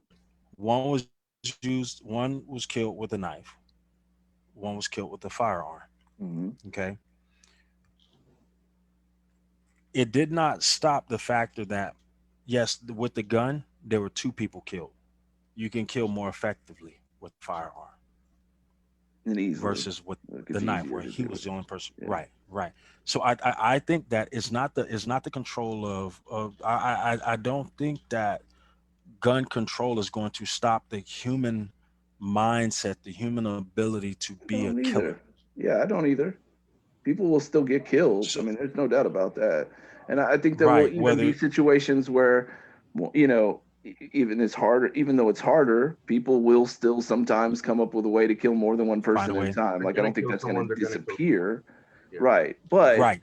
if you make it harder, and again, it's backed up not just by like logically, it would make sense that that would happen, but we have evidence in places where they've done it where that is what happens, like time and time again. I've yet to hear of a country who put on more gun control restrictions or took guns away from the population and there wasn't a massive decrease in both crime and murder. I mean, it's a Well, proven we don't know statistic. that, and well, it's a proven statistic based on how they, and that's what we were talking about. And I use an example of COVID restrictions.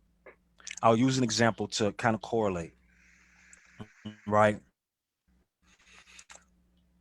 It's where you say there's what we put out, and then there's the agenda behind it. When the restrictions first came into place, they shut down bars, and no one can go out past 10 o'clock, right? To kind of help curve that this increase or whatever, right?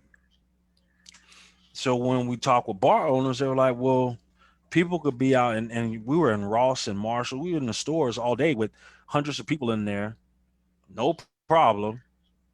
Everybody crowded the stores during the day, but at night everybody had to be in by 10 and bars were closed. That allowed the crime numbers to decrease, not the COVID. Because what happened at night, people, what's the word, corrugate, or they get together in bars, just like they did in the store during the day, right? They can get together in bars. But what happens at night that doesn't happen during the day, you get less violent crimes, you get less drinking and driving accidents, you get less sexual assaults. So what they were doing was utilizing the COVID to curve those numbers.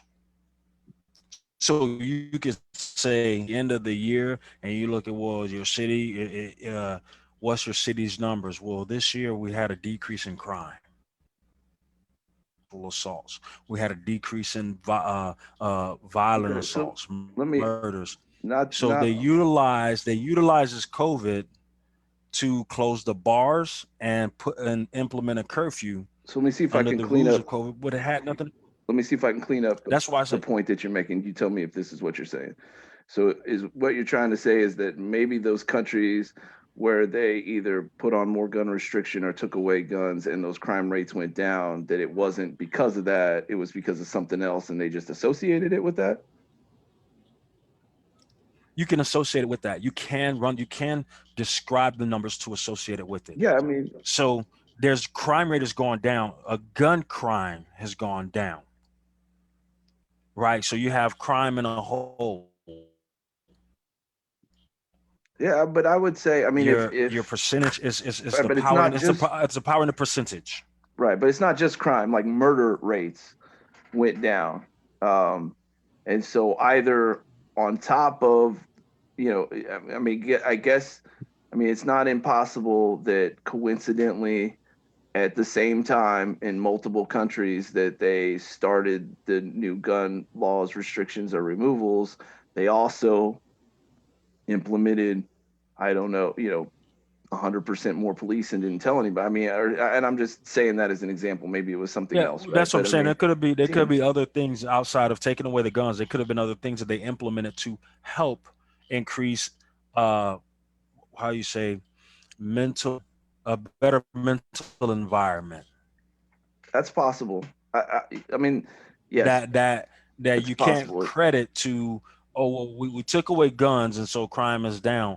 No, Right. there could have been other things that were in place. That is true. I mean, So that's why I said and there are you histories of can that turn those happening, numbers, and that's like people that correlate the increase in what is it due to vaccinations.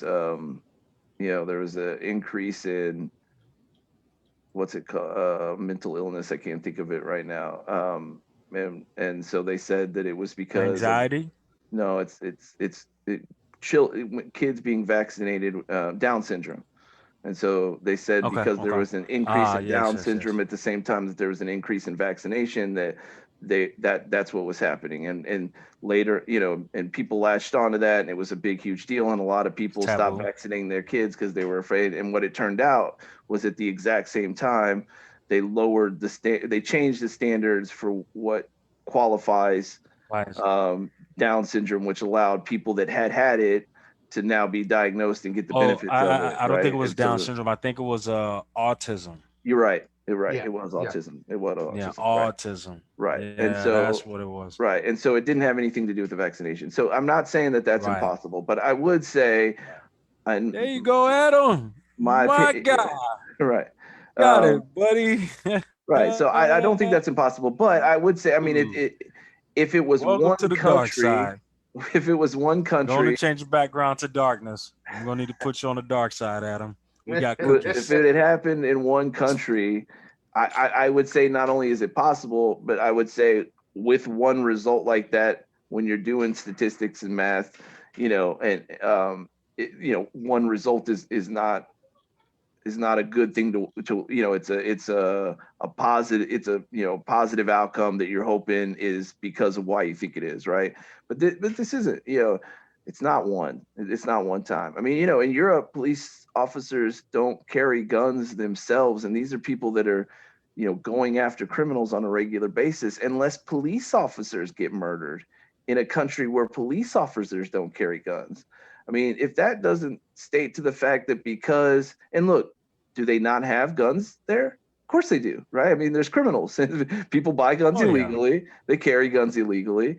That happens. But because Yeah, it's you're so going to jail. much, You're going to jail for a long, long time. yeah, right. Yeah, people get punished much more severely for having them. They're harder to get. And so Yeah. back to y'all's thing about there are still illegal guns. And look, as somebody who owns a gun, I think responsibly, and likes the idea that put in certain situations to protect my family, I have that gun to do it, right? I recognize that if we make gun ownership illegal, there is going to be, especially at least a period of time where people are still going to own their guns illegally, Right. and that's kind of a scary thought, right? Yeah. But if it's harder to get the gun and you get in more trouble for having the gun, it's also going to be harder to buy the gun illegally because there's less of them, Right. right? People don't want to give them up as easily because they can't just go out and replace it themselves, right? I mean, a lot of people that buy guns illegally now buy them from, they call them straw owners, right? Where somebody goes and buys a bunch of guns because they can legally buy the guns, and then they sell them to the people Then they who sell them. can't, right? But now if that guy can't go and Right. buy the guns legally either, all those people he sell them to can't buy the guns, right? And the guns that he Well, has, I think those he are doesn't want to sell because they're his. some unique one-off. those are unique one-off situations where you have somebody purchasing a firearm for other people, and that's highly illegal for one. But I It mean, there's is, no way to prove but it like, oh happens yeah, a I'm lot. buying it for someone. I'm coming from the perspective of I have multiple firearms. I have my concealed license, and my thing is I'm not trying to lose my license or anything behind somebody else's actions. But when you look at the situation where you have open carry states like Texas, more people that will open carry, you're not going to you won't see as many of these crimes as far as Absolutely. like mass shootings, because let somebody start shooting. You go through training, so just so there's parts to it. Just because you have a CHL license, that doesn't mean like you're ready to go out into the battlefield. You can actually take one-off courses like security courses, tactical courses. These are things that you can take in conjunction to your license, so I that gotta you say, are trained and prepared when I if got my something does license, happen. the person who taught that class was like, I got like that dude, like the people who got their license in that class today, like it scared me that he was teaching those Oh yeah, people and that they were yeah, buying into the yeah. shit that he was teaching them. Yeah, It no, was trust me. scary shit. Yeah, I was like, should you even be in this class? I'm Yeah. And should concerned you be now. telling people the shit that you're telling them? Yeah. Like it was, he was telling them how when he walks around his gun store, his gun is in his holster, loaded, cocked with the Yep. hammer back, because Yeah, right. otherwise Yeah, he'd you're supposed. lose a Yeah. few seconds, and that Yeah. dude could shoot Quick. him before he shot them. That's true. That's And true. that's another thing that you would see a reduction in is I don't know if this stat is true or not, but I've heard it for years that most people who own a gun are more likely to accidentally shoot somebody Oh than yeah. than somebody to shoot somebody, them accidentally shoot somebody they love, or somebody they love accidentally shoot somebody in the household than somebody outside the Yeah. household is to shoot them. And And that's all those poor people that management are on their part. only willing to legally own guns, that goes away, right? All those accidental Yeah. shootings go away if they're not carrying guns anymore. I don't know. I just look. The thing Funny is, story. yeah, go A ahead. guy had at one of these gun convention things. A guy had a couple pink guns, and he said that these are more deadlier than those other guns over there. And it was like a 50 cal, like on a bipod, the whole nine. And I was like, "What do you mean?" He say, "We're out and about. Something happens, and I pull this pretty pink pistol out. First thing you're gonna do is laugh. Now I got to drop on you. Now you got the That's drop I right. can rate. fire on That's you right. quicker. I can fire on you quicker than you can because you see this pretty pink pistol." Yeah, except you So would when he think told me that, that, I'm like, like, "Oh, okay. I'm right, gonna paint all my guns hot yeah. pink and put some flowers on them." I No. yeah, I would argue that, like, I'm only laughing when a guy is just randomly pulling a pink pistol out, right? If me and this dude are Yeah, like yeah, having yeah. It's words awesome. and he's going to grab a gun, I'm not laughing at the color of it. You know what I'm saying? Like, I don't know how accurate that is. Unless that dude is just out there Well, you got a randomly hot shooting pink. motherfuckers, in which case he might have a point. Because, like, if he just randomly pulled the gun out when nothing bad was happening, I might stop to laugh, not realizing he was about to shoot me for no fucking reason. There's a little on the flag that says "bang." Yeah. Look, Pew. but look, going back to, because all these things are real arguments that are happening every day. Gun ownership is crazy in the United States. Look, I think gun manufacturers in the NRA have done a really good job of embedding in us that, like, America is a gun country. We've always been a gun country. The majority of people have always owned guns. Yeah, Statistically, I don't think that's actually true. Like, if you go back a couple hundred years, most people couldn't I actually agree with afford you. to have a gun. We weren't, most people did not tote guns around. Most things were not solved by shootouts in the street. I mean, that's just, you know, Mm, historically they just had inaccurate. there wasn't a way to get them legally. Like people had guns. I'm This not is saying America, the I'm not Wild saying West. people. Guns have always existed, but a higher percentage of Americans own guns today than own guns 200 years ago. They were expensive. They, like, average Because farmers there's and a ranchers process. There's a process. could. Yeah, couldn't afford to have guns, and if they did, they had like one for the whole family. They didn't have multiple firearms. We've become much more of a gun country in current times than we were in the past, and it seems like often the idea is that it's our history of being a gun country that continues our gun fascination now. It seems as though first world, all right, not third world where guns are fucking insane, but like, when you're looking at first world countries, we are the gun crazy country. I mean, there's no other first world country that loves their guns as much as we do. And it seems we pay a heavy toll for that. Like our murder rates are much higher than in any other country. To add to that, even ones where they're illegal and just don't have the same fascination that we do. I think we're the forefront of that. When you look at places like Jamaica, how they do the they do the buck the two fingers. Yeah. Jamaica's fascination with America is because of the gangsters. Right. But that's not a good thing to be fascinated with in reality, right? Well, that's what I'm saying. When you look at a lot of those third world countries, they look up to America as far as like you get the guns, you get. Oh, well, I mean, when I was talking power, third you world get the countries, respect, you get the money. A lot of third world countries were like, whole groups Jamaica's of not a third people world are country, but warring with each other, and kids were carrying AK-47s and shit, and I was kind of leaving them out of the math there. But I'm just saying, it seems like we've paid a really high toll for our fascination with guns, more so than other civilized countries have. Yeah, we did. Yeah, we did. And these are three. Like, this is not a law that in any way, shape, or form takes away your constitutional right to own a gun. There are lots of things that you have a constitutional right to, like a driver, like you have to take a driving test. You can't drive drunk. You can't have like your vision has to be, But you should take you have to be able to see. A driver's test drunk so that. Right. When you get when you get to a certain age, right? Don't you have to start taking driving tests again at a certain age? I think. I don't know. They were talking about it. I took mine again like in my 30s. No, I mean, I think I was in my 30s when you have to take a driving test. If you don't have a license for 2 years, you have to take a test. But I thought there was like when you get to 70 or something, it's an age requirement. Is that not true? No, I took mine again, the actual test. I think I was like 30. It had to be in my 30s to where I had to go in late 20s. Anyway, okay, 30s. let's not. I had to retake my driver's test, the written and the fucking visual parallel parking. Whether you do or not doesn't change the point that there are things that we have the right to do that have restrictions on them.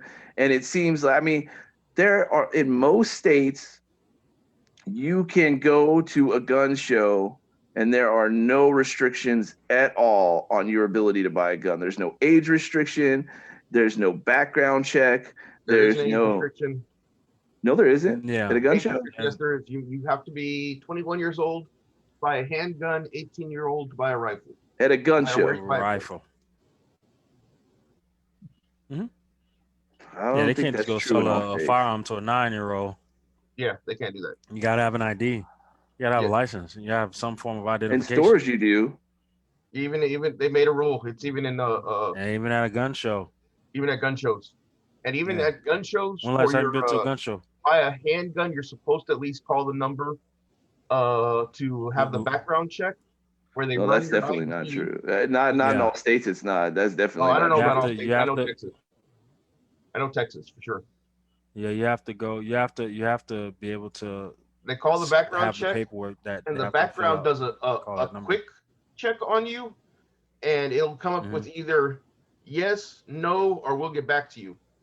And the we'll get back to you means you're not supposed to sell it, and they're going to do a 2-week deal where they have to review your stuff for, I think it's it may not be 2 weeks, maybe 2 days, where they do a finer 48-hour tooth comb of your background.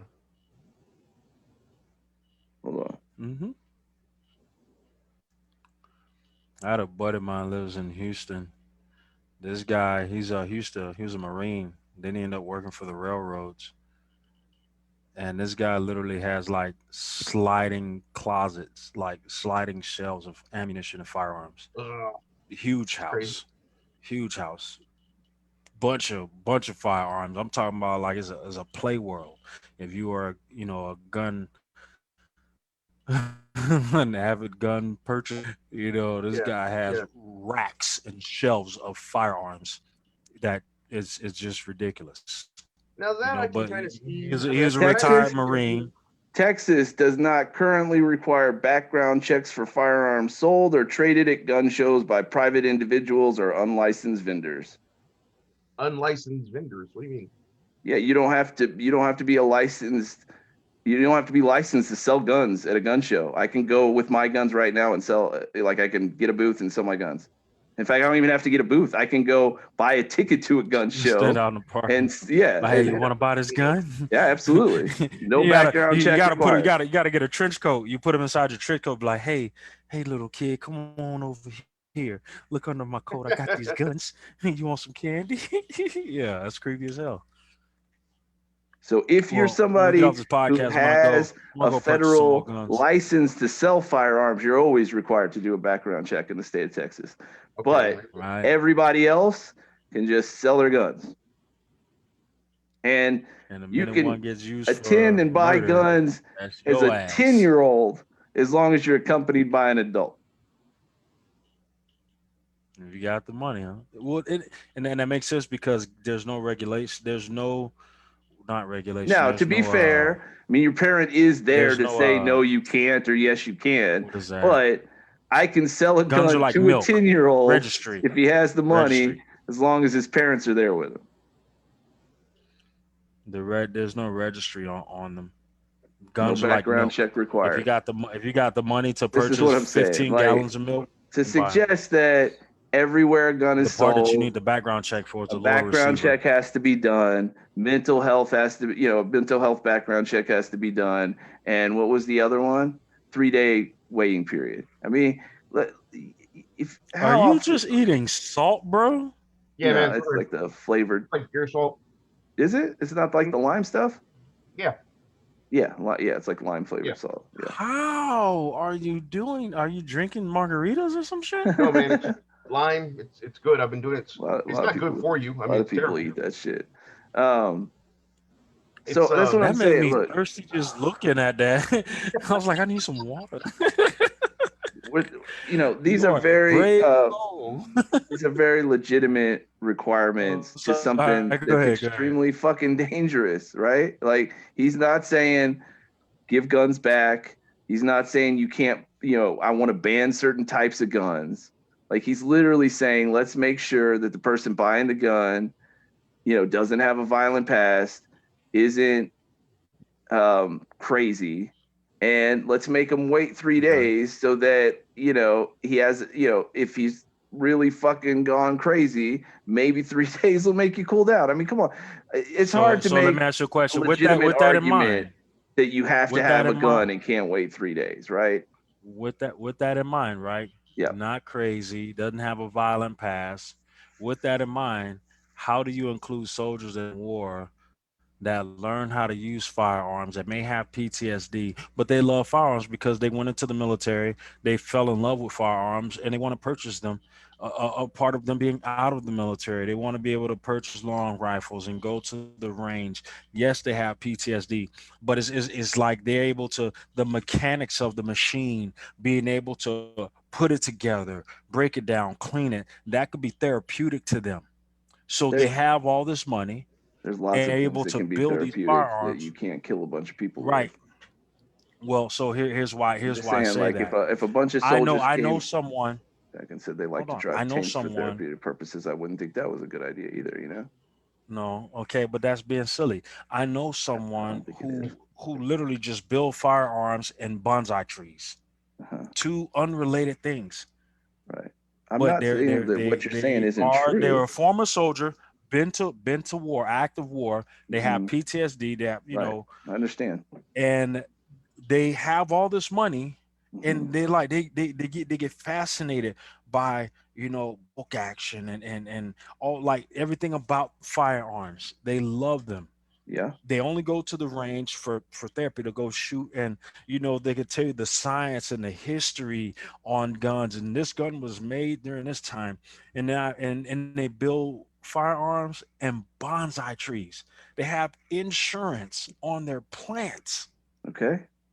like like, but that's their life. That's who they are. So That isn't a here's crazy what my person, answer to but that would be. with Just like there's plenty of with the criminals criteria. who aren't going to use the guns to do bad things just because, I mean, tons of criminals, like tons of people who have felonies, criminal backgrounds, could buy a gun and never use it their entire life. I mean, I would argue Right.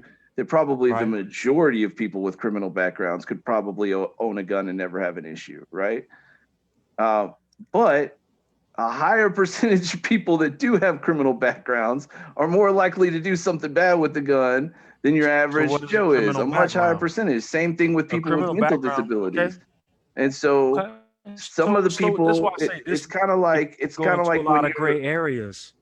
I It don't can think go it into a is. lot of gray I don't areas. think it is. We So talked about what is a people criminal when. background? So let me elaborate. I can have multiple traffic tickets. I can be arrested for Right. Except, having yeah, but you know that that's outstanding not the warrants. standard. Now, mind you, it may not be a standard, but it is a crime that was committed. Right. But we already do When there's a background posted, checks, and you know that those aren't the I things know that keep you from it's not a standard, purchasing firearms. but in the Violent felonies, I think, would event that probably it can be a happen. good standard to use, if you're Okay. asking. So Violent right, so felony. violent crimes, violent felonies, right?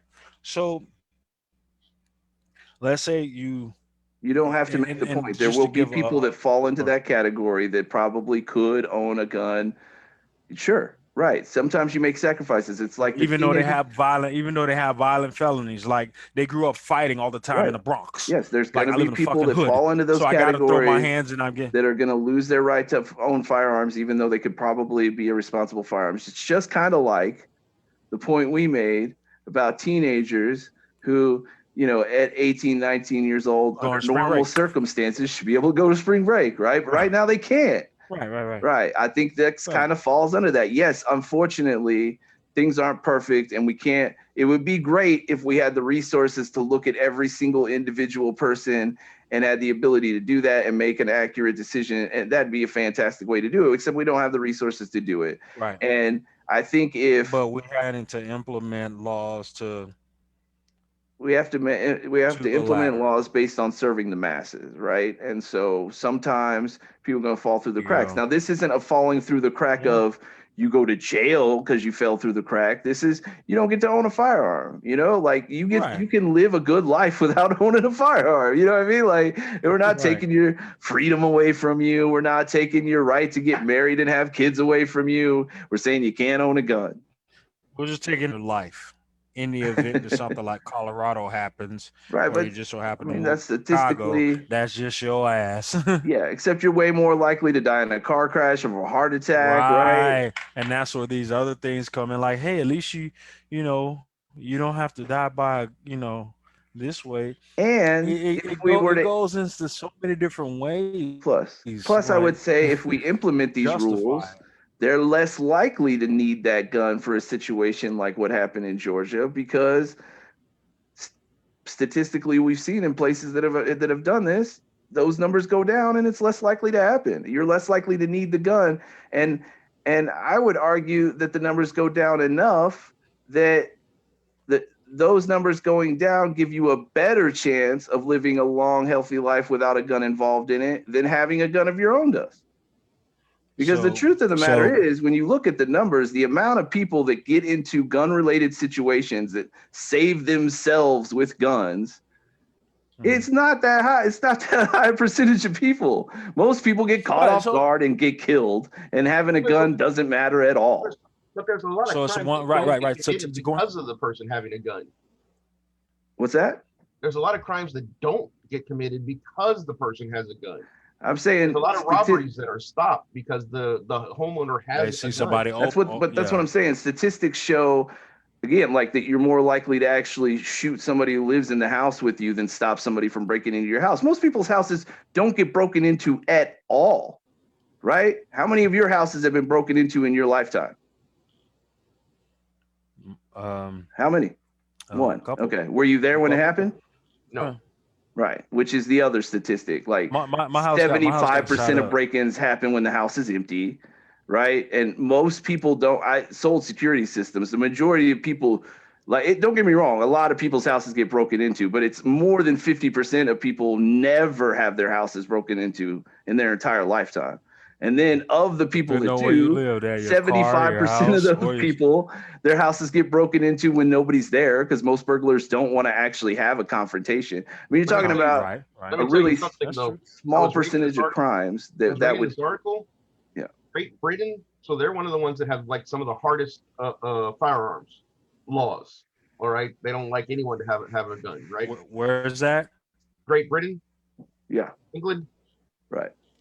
England. Okay. Criminals in England are more likely to break into your house while you're home because they know that your credit cards, you ain't got no gun, and your money are there. So they're actually more likely to break into your home while you're home. Right. Now look up the statistics of people that get killed in their houses while people are breaking into them, and compared to how many people. I mean, you said like it's Great Britain, so they don't actually. It's again, they have the laws, so they break into the houses. They don't carry guns. They usually carry a knife or just threaten to beat the crap out of the guy. Right. And how many times do they actually stab or beat the crap? That's what I'm saying. Is like, no, they take their money. They take their money. They take their stuff. Right. So now you're that's saying, okay though. The trauma of waking up every day like, damn, am I going as opposed to getting murdered by a gun? Am I gonna get a visitor? If I get murdered, that's it. That's end all. Ain't nothing else I can do. I'm dead. I'm gone. But every day, so you'd rather my life, die I gotta than wake have your up shit to go to stolen. somebody gonna break in my house. In America, you're actually more. I can think about what I'm saying. I can guarantee you right now that if you ask most people would they rather die or get robbed, most people would say robbed. And you can't argue that. So you're telling wait. So you're telling me once I'm dead and gone, there's nothing I can do about that. But so you're okay with dying because I gotta live every day. I gotta live every day knowing that somebody could break in my house and rob me. Hey, how's it going? I'm gonna open up a. You have to live with that right now, Doc. You have to live with that right now. Right, but I'm strapped to the tooth. That doesn't mean somebody can't break into your house and rob you. Yeah, well, we're gonna have a nice. If you wake up before they're standing over your bed with a gun to your head, you will. You want me to reach out to my bed right now in my pillow? No, because that doesn't mean that somebody can't sneak into your house without you waking up. I mean, Lord's will. You know what I'm saying? All I'm saying is that. But I like your point. They don't break in while you're home because there's a possibility. Right, and in America, in order for you to have that good feeling of knowing that way more people die every day from guns. From illegally owned in my home. That's not true. People die from legally owned guns all the fucking time. 80% I do not. Of the I'm going on the record to say I do not social distance with my firearms. There's always a firearm within 6 feet of me in my home. Okay. None of that changes any of what we're saying. I mean, this is the reason why people in Britain get to live with not being afraid of getting shot every day like we do is because they of get these robbed things. Every day. They don't. They don't. That's the thing. They don't get robbed every day. And you know they don't. You know they don't. It sounds real good to say it. Name is like, but you know it doesn't happen. You know. It's Thursday, motherfucker. You know what time it is. Yeah, that sounds great, except it's not true. I mean, it's a fun way to argue why you should have guns. It's just not accurate. I know. I'm just trolling, bro. I know, but I'm just saying. I think that's crazy. I didn't know that, and I think it does. I mean, it makes sense. When Vic read it, that makes sense. Here's another thing I'll tell you. It kind of follows that same premises of what Victor's saying. I watched this. Oh, it's a good show too. If you've never seen it, it's. Hold on, I'm gonna think of it. It's a black British detective, and he's real famous. Oh yeah, it's not in English subtitles, right? No, it's in English. It's British. I don't know. British is English. It's British is English. It is. I mean, oh, you're right. You got me on that one. one. What's the guy? Funny, I can't ever think of his name because he has a crazy name. Uba something. Oh, Idris Elba. Idris Elba. There you go. He has Yeah. a show on BBC that's awesome where he's a detective. And BBC's great because not really, but like, you know, here you got to at least have like. Hold on, pause. I need that clip saved where Adam says BBC is great. Okay. It'll be on Facebook. You can grab it. So the reason I'm saying You know that what BBC means, right? British I Broadcasting had a tear Channel. come out. Not that BBC. Oh, you're getting it now. Yeah, that's funny. All right. No, it is funny. All right. just had to add the All right. confidence. Yes. No. Bro, Don't take too that was much great. time away from the. All right. So, what's weird about BBC is even when they have a really, really, really good show, like they'll do an episode that's like a season that's like 3 episodes. So this show, like the first season is like 5 episodes. The second season is like 4. The last season is 1 episode of the show. It's really weird. Maybe 2. Nice. Yeah, it's really weird, but it's awesome. The show is fucking amazing. I can't think of what it is. I used to watch a lot of shows growing up in the 90s on the BBC network. Yeah, there's a lot of great shows. There's a lot of Sherlock Holmes one is really good, but same thing there. Like less episodes every season. Their programming They actually system do is weird. seasons by the actual season. So there's like a fall season, and it only lasts during the fall.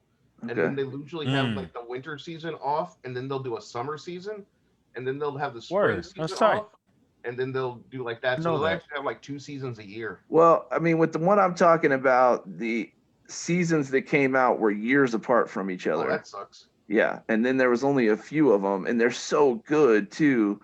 Anyways, to give kind of back to the point I was going to make. On my Walking Dead this season. Hold on, because I've never gotten to the point of this goddamn story yet. Jesus Christ. Adam's blood pressure's rising. Fuck me. All right, so Victor, you were talking about they break into the house because no one. All right, so in this show, for one of the seasons, he's tracking this guy that's acting like he's playing a video game, right? And he'll just like show up like at a mall or in an office building, and he has like a hammer and like acid and like a sword or a knife, right? Like you would in a video game where you have like a array of weapons to choose from, you know? Sure, yeah. And he goes around fucking people up and murdering them, right? But he never has a gun the entire time. And the whole time I'm watching, like he's chasing like a 8-story office building amount of people around with a hammer. And I'm like, what the fuck is this? Like, you can't do that. Like, he has a hammer. There's like 400 of these motherfuckers. What is happening right now? But I guess in a country where there's no guns, you can fuck motherfuckers up with a hammer a lot longer than you can in countries that do have guns, I guess. That was my point. You should have like a catchphrase. I still think here. I want to watch this show. Like, what's the name of the show? Hold on. I can't even remember. I can't. It's his name, but I can't remember what the name is. I can't read a movie or show. It drives me nuts. By the way, I love that dude. You can't do what? Victor? Read a movie or show. Idris? No. Amazing. Idris. But like foreign movies, I can't do them, man. Do you know right? Luther. It's called Luther. Oh, Luther. yeah. You know Idris was actually a DJ, and he just began acting. He did a movie. He's about actually it. a EDM DJ. It's crazy. I never seen the movie. I don't know if the movie is like really his life story, but he did a movie about like being a DJ. And yeah, no, like, he's in real life a DJ. That's no, I know. Like I'm saying I don't know if the movie was about his life story, but he did that movie. It was good too. He was like, my ex was in love with that man. He's a great actor. He's really good. Yeah. That's my guy. Yeah, there was like a lot of women that were like all about him for like the last couple of years. That's why I don't cut my gray hair. I mean, I gotta say, look, I've never been the kind of person that's like, oh, that guy's good look. But I mean, like I'm not shocking that women are saying that they What love is this Josh? dude. Is that You what know you're what I'm saying, saying? Josh? Like, I mean, Prince. he's fucking tall and fucking ripped, and I mean, it's pretty easy to figure out that they're gonna like him. I'm not shocked when women think The Rock is hot. You know what I mean? It's like, yeah, all right, I get that. Yeah. Yeah, he doesn't look like me. Yeah, Yeah. I mean, of course they think The Rock is good looking. Why don't you think I'm good looking? No. Here's what's bad is when your wife starts telling you all the like famous people that she has crushes on, and you're like, Looks I don't want to nothing like be in you. this group of people. What the fuck? These are not good looking dudes. Why the fuck are no. Stop telling people that shit. Like Willie Nelson is so hot. What? Jason Kidd. Jason Kidd, that dude looks like a rat. What are you talking? No, don't tell people He's a that. weird looking guy. You gotta. I want people to think you have better taste than this. White basketball players, you're there, man. Yeah. Jason All I need is a rat nose. Yeah. Reggie Miller. All right, man. Let's get it. What's the last one? The last one is the mess at the border. Oy, that's a tough one. Oh, tell me about it, that's man. a tough one. Yeah, because he's deflecting it to Kamala, and we all know her history. Lock them up, boys. That one's tough, though. I mean, oh man, what do you do? You know what I mean? Like, I can sit there and say I don't like what's going on, but at the same time, I can't tell you how to fix it. You know what I mean? Like, I don't know what the answer is. Here's where it's either open here's or where closed. pandering goes wrong. Right, is where pandering goes wrong. Because I think I was watching something where he's on his politics shit now, but he can't be on his politics shit with this because now he's a fucking president. So it's not gonna work now, creepy old Joe. It's no longer an idea. All he did was go back to the way it was before it was like completely shut down, and he's letting people in. Just but there's so many people there, and now that people know that they can come in again, more people are showing up than were there before. But at least some people are getting through now. Then what's going to end up happening? This is that. Huh? Well, I guess not all people, but almost all people are getting in now.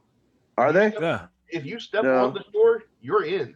No. Well, I mean, I hope that's true, but based on what I've been hearing, I mean, they have all these camps down there that they're housing people in that aren't being because they can't come across and they don't want to send them back. A lot of them children, a lot of them people that have COVID. I mean, it's really fucked up. There until they can find a place for them.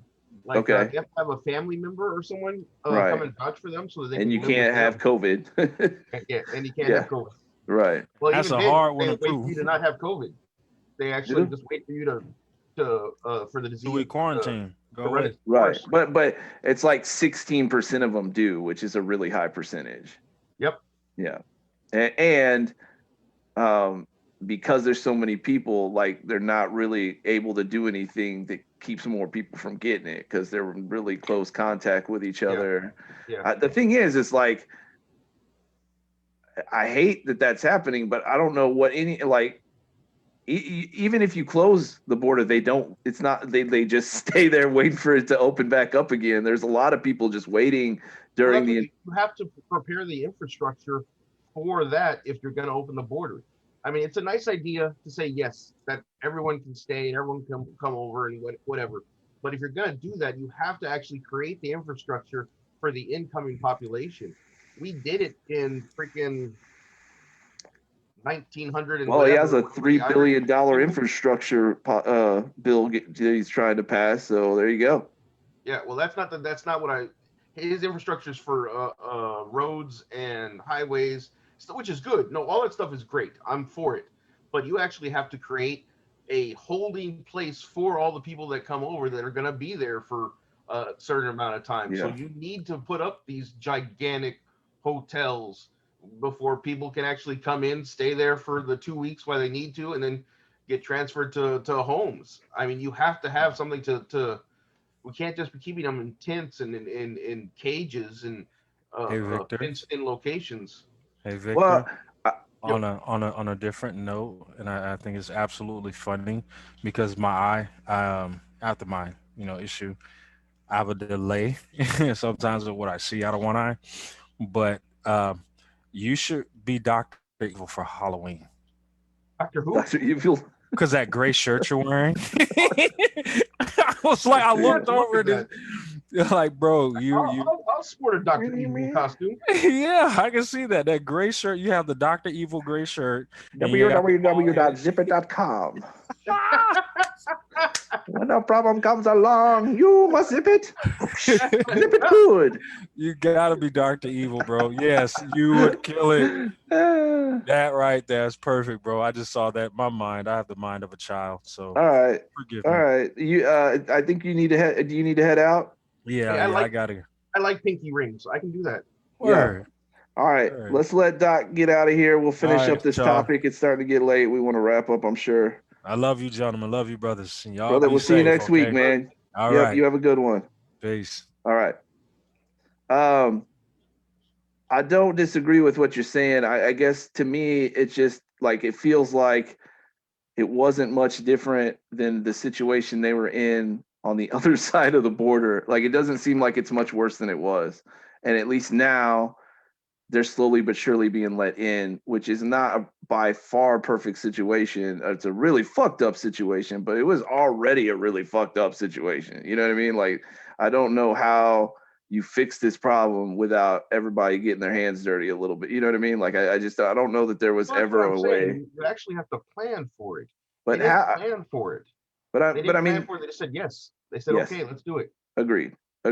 But they were all just sitting there on the other side of the border where they were also in a lot of danger, right? They had camps set up. They were living in close proximity to each other. Nobody was really, there was like no real security. Like it was a bad situation there too, right? And so you could have said, stay there in that really bad situation and we'll build all this shit. And like in a year or so, we're going to, have a whole thing set up to where you can instantly go from the bad situation to a much better situation. Or you can say, let's try to do, maybe they're not planning on doing that at all, but, or you can say, let's start doing that. Let's start building that infrastructure. But while we're doing that, maybe we can slowly start letting people in. And once they get out of there, they're going to be in a much better situation. And if we start now, they don't have to wait the year for us to get the infrastructure ready to go. I understand what you're saying. I do. But we're not, granted, okay, yeah, you're absolutely right. They are going to be in a bit of a better situation in the United States. Yes, they are. Because they were getting some of them were getting like kidnapped and murdered by drug lords. Right. Now they don't have that. At least they don't have that problem, is what I'm saying. Yeah. Kids were getting kidnapped and sold, and like people that they were escaping from were like catching up to them on the border and shit. And that's Mexico. That's Mexico. Right. That's Venezuela. That's all those countries. That's right. Those countries. Agreed. But if that's what I'm saying, if we're going to invite everyone to come to the country, which is, it's not that it's a terrible thing. Hey, let's come over. You can become a citizen, pay your taxes, but let's get things set up so that we can do that safely, rather than doing it inhumanely. Because right now we're doing it inhumanely. It's not just that it's a bad situation. It's inhumane to have people. I agree that it is. They're only supposed to be holding you for like 48 hours. Right, and it's a lot before they transfer you to a family member, right? And these people are being have been there for at 2 weeks to a month of time in these cages where they're sleeping on the floor. Right. I guess. Oh my gosh, and it's not like they're giving here's a pad. Right. They're not even being kept as well as prisoners. Right. Prisoners get like pads and like real blankets. They're giving those like sun shield blankets that are BS. The ones that are in a pack this big. Yeah, I hear you, but I'm just saying, like, okay, I guess the point I'm trying to make is, if a ship is sinking, right? Just to kind of like build a metaphor here. If a ship is sinking, do you not put people on the lifeboats because the lifeboats are a really fucked up situation, right? It's like, yeah, they are, but it's better than a sinking ship, right? So my question would be, are they better off now than they were before? Because if so, then you have to ask yourself, no, it's not only is it not a perfect situation, it's a really, really horrible situation. But if it's the best you can do at the time, and The it's problem is, better than what in it that was. metaphor, in that metaphor, honestly, we've shown up with a 10-man ship to evacuate a 350 person But it's vessel. all we had at the time. That what I'm saying is what you're suggesting we should do takes time. It takes us getting it approved, getting the money, spending the money, and then having them actually do all that shit. And so if a tin ship is a shitty ship, but it's better than sinking in the ocean, and if Well, it's that's what I all mean. you have, If you you send the put ship. all those people on a 10-man ship, that ship's going down. But it's not. I mean, right now it's not. Okay, is.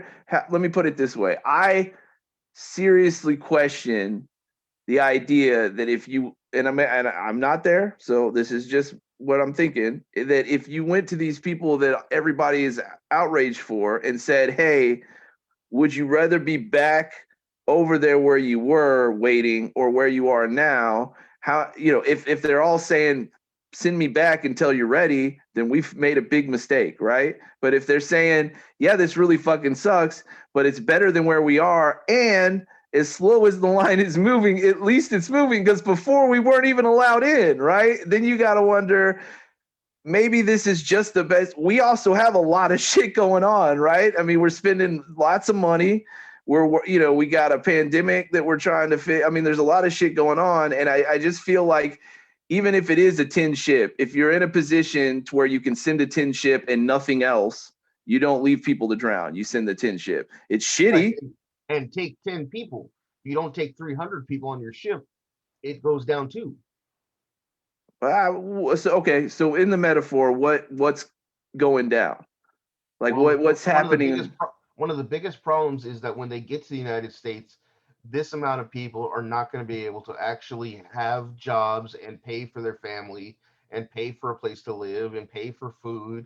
So then they're going to be on either welfare or working under the table or a life of crime. I'm not saying everyone is. I'm not saying that's going to be, but that situation is a part of it. Statistically, that hasn't been true. I mean, statistically, people that come across, I mean, not that none of them are, of course, certainly, because statistically, any group of people, some are going to be criminals, some are going to be lazy. I mean, that's just the truth of any group of people, right? But statistically, migrants aren't lazy, and they're statistically not. I mean, lazy. I did not say lazy. Okay, they get jobs.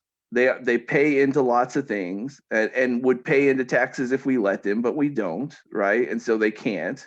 But they go ahead. And that's what I'm talking about, is getting a system in place. If this many people are coming across, is that we need a system that says, hey, look, so you don't get a social security number, you get this number, and you're able to legally live in the United States for, I think one of the things they're talking about is 5 to 10 years or something. Pay into the system, do your work, don't commit a crime, and after 5 to 10 years, then we talk about making you a citizen. But right now, there's no system in place. So they can't pay into taxes, they can't do a lot of stuff, but end up still taking advantage of some of the benefits that are United States benefits. Yeah, but I'm just right. But I'm just saying, welfare, child care, they all do that. use that stuff. But statistically, up and until now, one of the things a lot of people have had a problem with the idea of shutting down the border is that hasn't been true. While they have used some of the services, um, cities and communities that have a large migrant population do well. They don't do bad financially.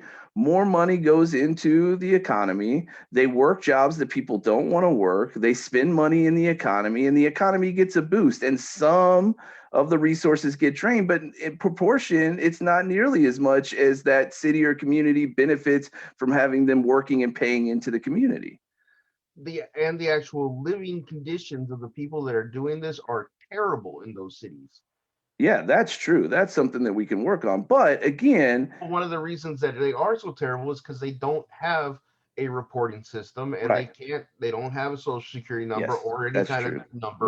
Which is why it is definitely, look, my argument isn't that we don't do that, but I think that the situation there was bad enough that in my opinion, it's worth saying, let's get them into a better situation. As bad as it is, that situation is so bad that if we can offer even a better situation while we work on this. Now, the question is, are we working on the other stuff? And if not, then that's a travesty, right? We need to immediately also start working. It's one thing to not be able to immediately deliver something, but we should be at least immediately working towards the rest of that stuff so that it can catch up, and in a short period of time, things can be a non-disgusting, horrible situation, right? Yeah, and But that's I the just, problem, is that while we're trying to put out one fire, another fire is going on. So I mean, I would rather it be the borders are closed until we have a situation, until we have something set up for them to actually, for it to actually be a better situation when they get here. And I understand that the person that's at the border right now may not be there in a year, but there still will be people there in a year that yeah. are asking for our help. Right, but if I guess if the only argument, look, if us as a society isn't going to take a massive hit for it, right, and our only argument is, We are. but that's what I'm saying. I mean, I don't, that statistically hasn't been true. I mean, statistically, those communities do well. They have more people spending money and buying products and working jobs, and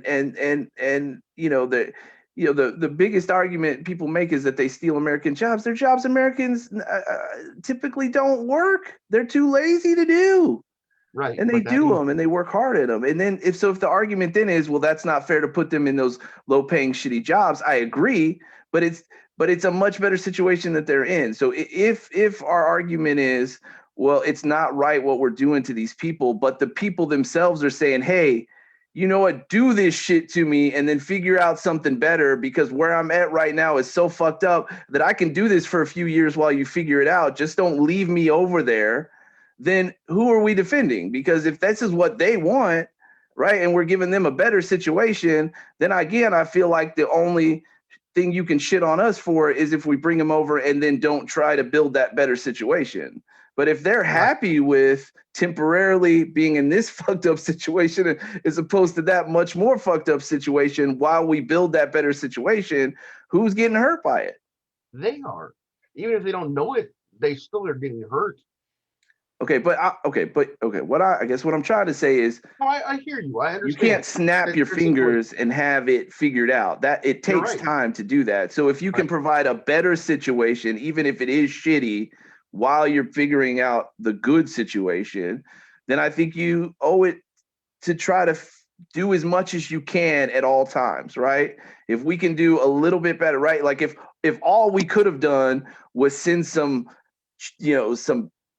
fucking canned tuna and bottled water, right? I mean, that's not nearly good enough, but if it was literally all we could do, I wouldn't say that's so shitty, don't even do that, right? I mean, it's better. Better is always better. You know what I mean? If it's the only thing you can do, then you do as much as you can do. And I But at feel the like, moment, I think we're trying to do more than we can do, and with dealing with that situation that we are dealing with is not allowing us to prepare for a large migration of people. well, I don't think that there's anything that we're doing now that would stop Congress, in Washington from showing up and voting on the shit that they would need to vote on to start making the crap that you and I are just talking about happening. Like, I don't see us not being able to do any of the stuff that we would need to do to make it better because we're doing the stuff that we're doing right now. If that were true, then I could see that being an issue. If it actually, they end up living in a hellish lifestyle for 10 years instead of the little bit more hellish lifestyle than they're living in now for a year, maybe that's a legitimate argument. But what is it that we can't do because we're doing this? Because what we're going to have to be doing is dealing with what's happening at the border right now because we weren't prepared for it to happen. So now we're going to have to deal with that rather than dealing with the actual community of people that is crossing the border and looking for jobs and looking for uh American dream. Well, what I mean, but why not? Why can't? I mean, all that needs to happen for your utopia, for lack of a better word, to exist is people in Congress voting in laws that give these people the rights that you're talking about and the ability to make those, paying And the that doesn't taxes. seem like and that seems like a small thing for you. The damn Congress No, can't no, decide it's anything. no, it doesn't seem like a small thing to me. It seems like something that the border patrol agents and the faculty and staff and so forth down at the border dealing with the situation that they're dealing with right now doesn't impact Congress's ability to do that at all. So even if it does, like it's not slowing down the process. What Congress is going to have to vote on is the influx of people at the border. So right now, what Congress is going to deal with is what they should have been dealing with first, is showing up, getting an infrastructure set up for the people at the border that are coming in immediately. They're not going to be able to deal with about citizenship, taxation. That's what I'm saying is that plan adds even more time. So now you're saying that before we let them in, we should have built an infrastructure to accept them, sort them, house them down there at the border. Then before we let them in, we needed to have Congress pass bills and laws that says what's going to happen to them once we let them into the country, right? And now 10 years later, we're letting people across the border. It's a stepping stone. You do the first part, infrastructure by the border where they're going to house. We can start letting them in, and then while we're doing that, we can work out the problem of making sure that they have jobs and places to go. Right now, because of how emergency it is, that's the only thing we're going to be able to deal with. I don't agree with that at all. I mean, it doesn't take long at all for Congress. The reason it takes Congress a long time to get things done is not because shit is happening at the border. It's because they have to get political clout to make those votes and get the shit done. And nothing that's happening at the border is going to slow that down. The only way they're going to get that support is outrage, is actual American voting citizens. But you're saying that what's going on down there is outrageous. So why wouldn't they still be able to do that? And that's what I'm saying. They're going to be dealing with the border situation because that's where the outrage is. I thought we needed outrage. I thought we needed outrage in order for it to get done. So there's outrageous shit going on down at the border where we've let them in. It's being reactive instead of proactive. We're reacting because on the border. There's an existing issue, right? I think you're proactive. Proactive insinuates the idea that you recognize a problem before it's going to happen. Yes. And build an infrastructure and a system to address that situation so that when it happens, everything moves smoothly. It's already happened, right? These people are there. They are in shitty situations. That's the problem. What's the problem? That's what I mean. You can't be proactive. We can no longer predict it and get prepared for it. It's already happening. So now it should have we just let them suffer it. One of Biden's things before he even got elected was that he was not gonna send back any immigrant for the first 60, 90, can't remember, 6 months. I can't remember how long he said, but he said for a certain amount of period of time, he was not going to return any immigrant or any someone that was seeking asylum in the United States back to their home. If you're going to say that, you need to have something back. How do you do that when you're not so as non-president, he should have built the infrastructure. I mean, that's what I'm saying. He's been president. He shouldn't have said it. I don't. Okay, but that goes back to start working on that. That goes back to my point of he hasn't been president. He couldn't, as president, have predicted this issue and been prepared for something that had already happened by the time he got into office. Like there's already an issue that he now has to deal with. So the idea of preparing for it and having everything ready to go when it happens, that's impossible. They're already at the border. He created the situation by what he said. No, he didn't. No, he didn't. The people have been there long before. More people are coming, but there have been people sitting at the border for the whole time Trump was president. From the moment he closed the border down, they've been sitting there waiting. Roll back all of Trump's border actions, then you got to be able to accept the consequences, which he's doing.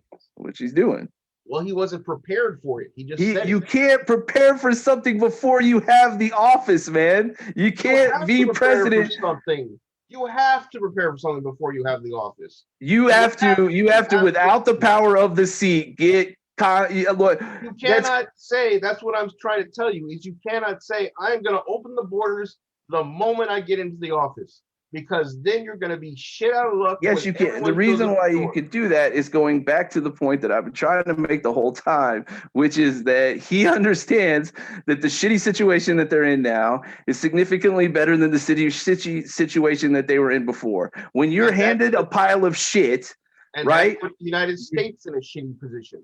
What? That's the thing. You haven't yet told me what we're going to suffer massively for because of what he did. What's going on the border right now is that's them suffering, not us. The United States.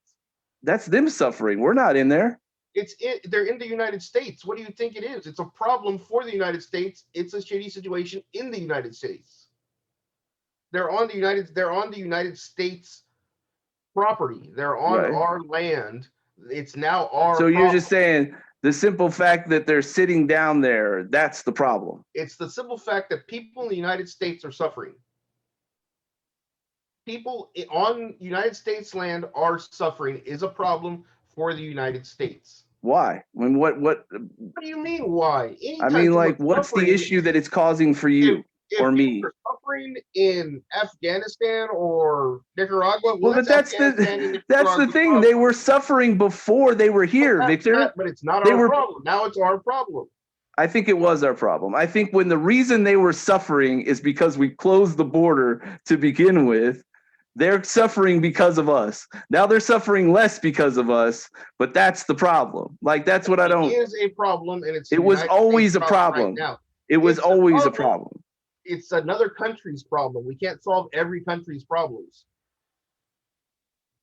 Okay, but I guess my issue with what you're saying is that we can solve this problem. It takes time, and people are going to have to suffer who were already suffering less than they were suffering before, and then get to suffer not at all, maybe.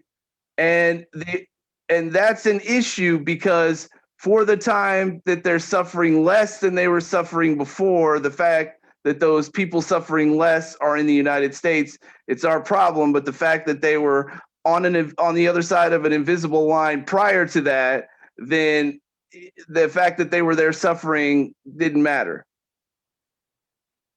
What I'm saying is, okay, let's say I know people are suffering. I invite 30 people to stay at my house. Okay. All right.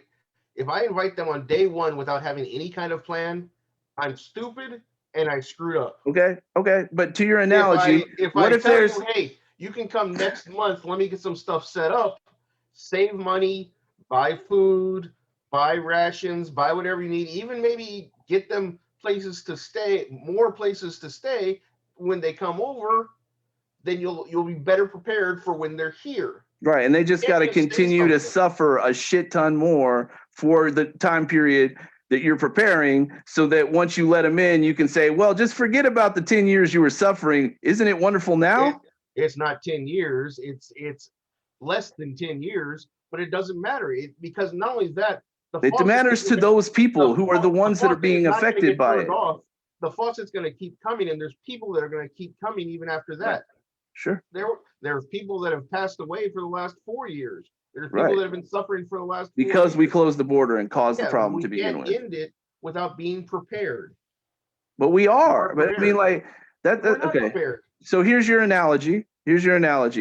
There's 30 people sitting outside your house in the rain and in the snow and with no food, and people are coming by and robbing them and murdering them, and they're in someone else's house, and they're not in somebody's house, Victor. They are. They're not. They were. No, they're on an other side of a border. They're not in people's houses. They're on the other someone else's fence. Then they're in someone else's property. It's their property. That's ridiculous. Look, the only people that are suffering in all of this are them, right? And you're suggesting that because we can't make their lives perfect the second they walk in through I'm the not saying perfect. okay, fine.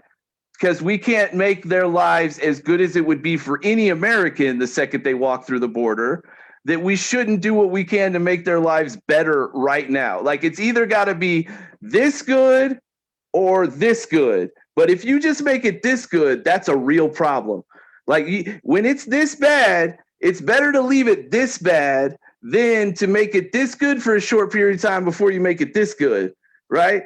Because they're much better off. The only people who are really suffering in any of this, right, are much better off here than they are here until they can get here, even though the time they're here will be for the same amount of time that they would otherwise be here until they get here. Don't put them here, leave them there so that we can pretend that it's somebody else's problem, while all these people, the only people in all of this equation who are actually suffering, are suffering more. Yes. I mean, who else suffers from letting them suffer this much less? There will be consequences to be paid. What? I mean, don't tell me there's going to be. And not only that, it's going to be mostly by the people that came over anyways. It's happened with every immigration from every time that we've had a mass immigration. It's happened that the people that came over had difficulties, problems, and a large amount of bad shit happened to them. Not statistically, immigrants are much better citizens than Irish immigration. The Irish were shit on for 20 years. Yeah, we treated them like shit. They weren't themselves bad people. The Chinese, Asian immigration, and we shit on them. We shit on them. That's right. They don't shit on us is the point, right? Right. And so, but that's not a good. Either way, it's not a good situation. But it's better. I'm telling you, I'm confident that when you're the person suffering, 20% less suffering is better. Like, we shouldn't invite them to our country to suffer. But you're right, except that the only other solution is to leave them suffering more until it can be at a level that you think is acceptable. And I'm telling you, when you're the person, when you're in jail, right, and somebody says, I can put you in solitary or I can put you in a cell, people don't say, it doesn't matter, I'm suffering. They want to be in a cell instead of in solitary. Right, but it doesn't, just because it's better for them does not mean we get to make the decision for them, or even not necessarily make. We're not making the decision. They don't have to come. Them to hurt themselves. They can choose to stay exactly where they are. You know why they're coming? It's because it's better. Obviously. And so we're not forcing them to do it. Better.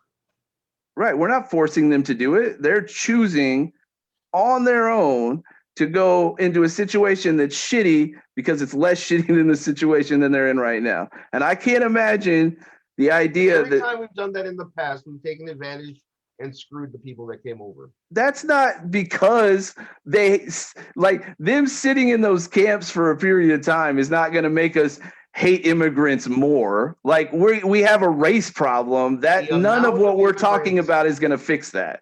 The amount of immigrants coming over into the country at the rate that they're coming over will make problems in the United States. Okay, so let's assume that's true. If it's significantly better than the problems that they're currently facing, we really think that it's better to leave them in the shittier position than they're in than to put them in a less shitty situation just because we haven't fixed all of our problems to give them the situation. While we prepare a better place for them. So fix the fact that we shit on immigrants and then bring them in. And that's going to be a short period of time. We're going to fix that. If we need to prepare a better situation for the people coming over before we open the gate. Because we'll not treat them poorly if that happens. No, I can't tell you what is going to be the bad situation. Just that previously, every time there's been a large migration to the United States, but none of what that's true, but nothing of what you're saying is going to change that. And you want to know, like, a really good way to point that out? How long have Chinese been a part of the United States culture? About 100 years, at least 100 years. More than I believe it's a lot more than that, but let's say it's 100 years. Were the 1900s? Is the 1800s? Am I wrong? I think it's like even earlier than that, to be honest. But it's whenever the railroads were starting to be built. I know that was a big deal. Okay. and there's still issues with the way we treat Chinese. We're not going to solve that problem. And again, like I think we often get caught up. I look, if you could tell me that in like a month we could fix all these things that you're talking about, and then let them in and not have them deal with the shit that they're dealing, like leave them down there for a month, and then we'd be able to do all the shit that you're talking about, fine. Okay, but that's not true. I mean, that's just not possible. It would take a really long time to set up an infrastructure, figure out and pass immigration laws, and then teach the American people not to treat immigrants like shit. I mean, that's a tall order to fill. I don't care who the president. I mean, pick the best 3 presidents we've ever had and let them work together, and they're not going to make that happen in a reasonable amount of time. But here's the thing, and I think this is what gets lost a lot.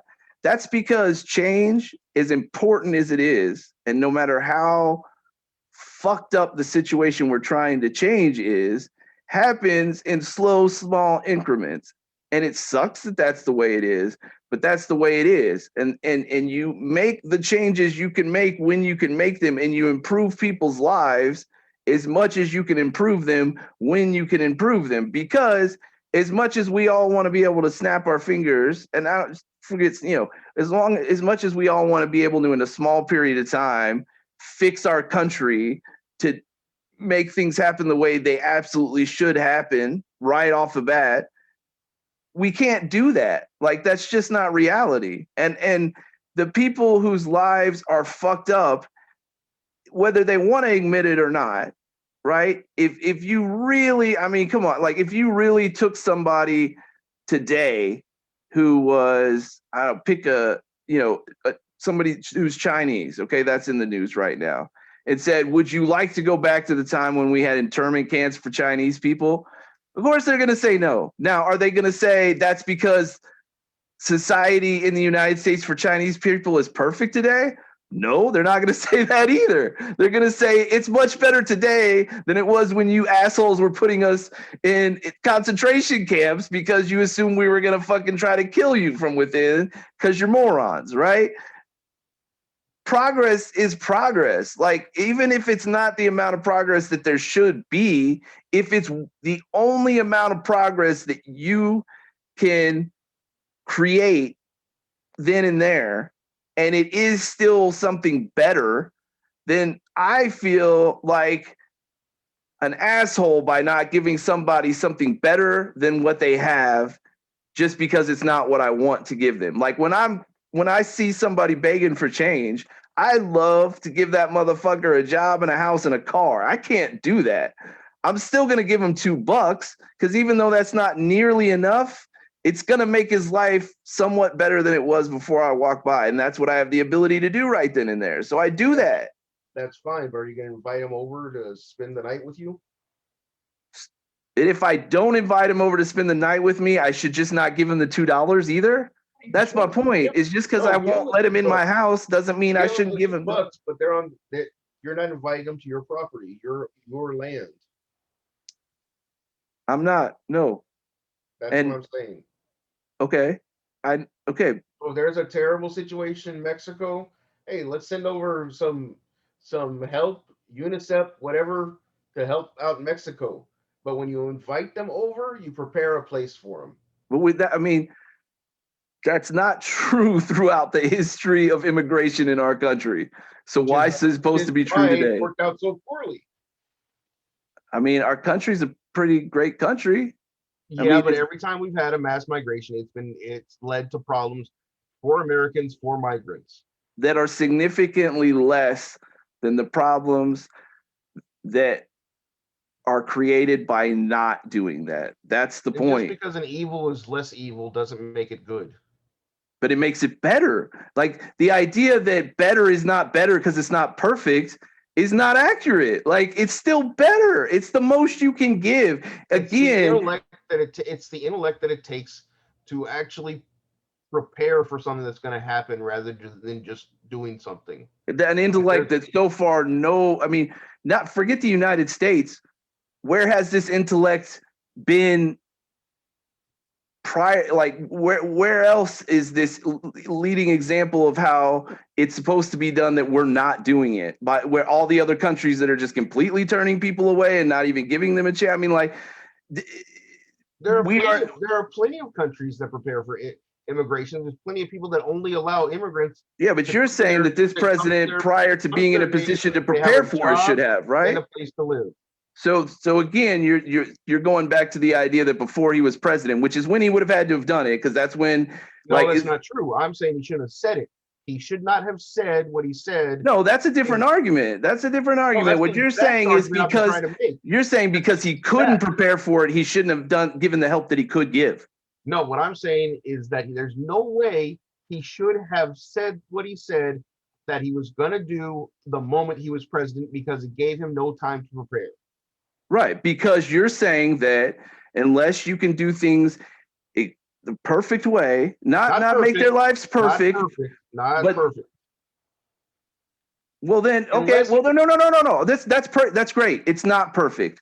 Why not perfect then, Victor? I mean, shouldn't they have perfect? If we can't give them perfect, why settle for less? I mean, that's what we're doing now. That's not what I said. That's not at all what I said. You said, if you're gonna say something, you should prepare for it. But it doesn't have to be perfect. Nope. Well, why not? That's what I'm saying. Shouldn't it be perfect? Perfect would be perfect.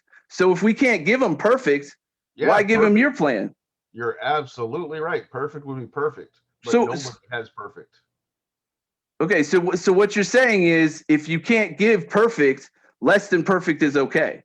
Just not less than what you think should be done, right? No, I'm saying to do a good job, you have to be prepared before you take action. But you're suggesting that good job wouldn't be really what they deserve.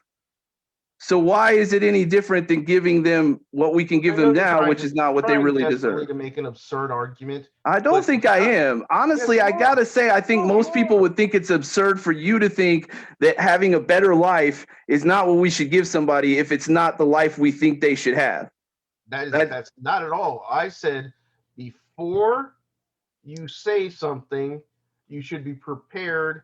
Right, but you recognize that in order for him to do it, preparation for anything that he said, right? That takes a lot of time, right? You recognize that. You recognize that would take a lot of time for him to have done that.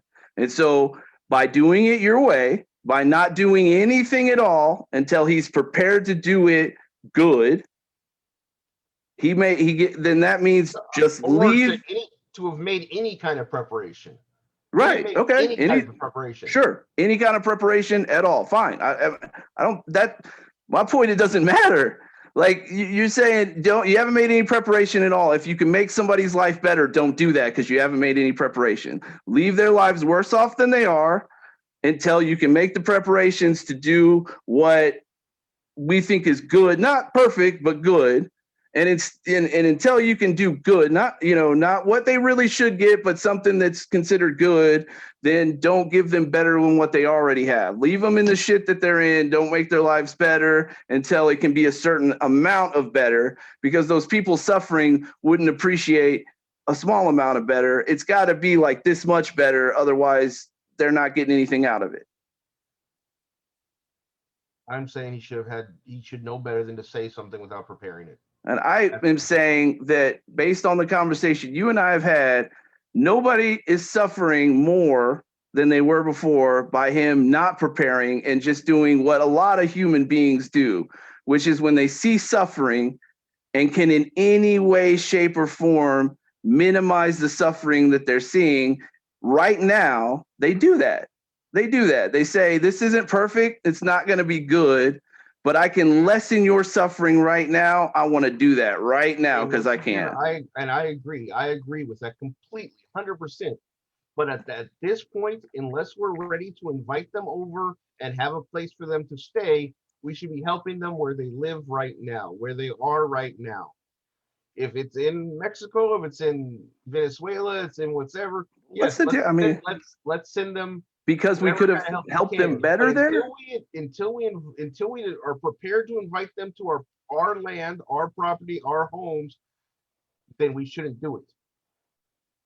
Is it because you think we would have been able to help them better while they were in Mexico? Or it's just that crossing that invisible line, and I'm not trying to say that like a dick, I mean like crossing a border changes the difference in somebody who's suffering, right? Like when they're suffering and they can suffer less, the fact that they've crossed the border changes that somehow? It's being able to help the most people the best way that you can. So okay, and again, I'm not, so you're legit, like what you're saying is you think we would have been able to help them more had they stayed where they are than we're able to help them now? Is that the We argument? would be more prepared. We need to honestly look.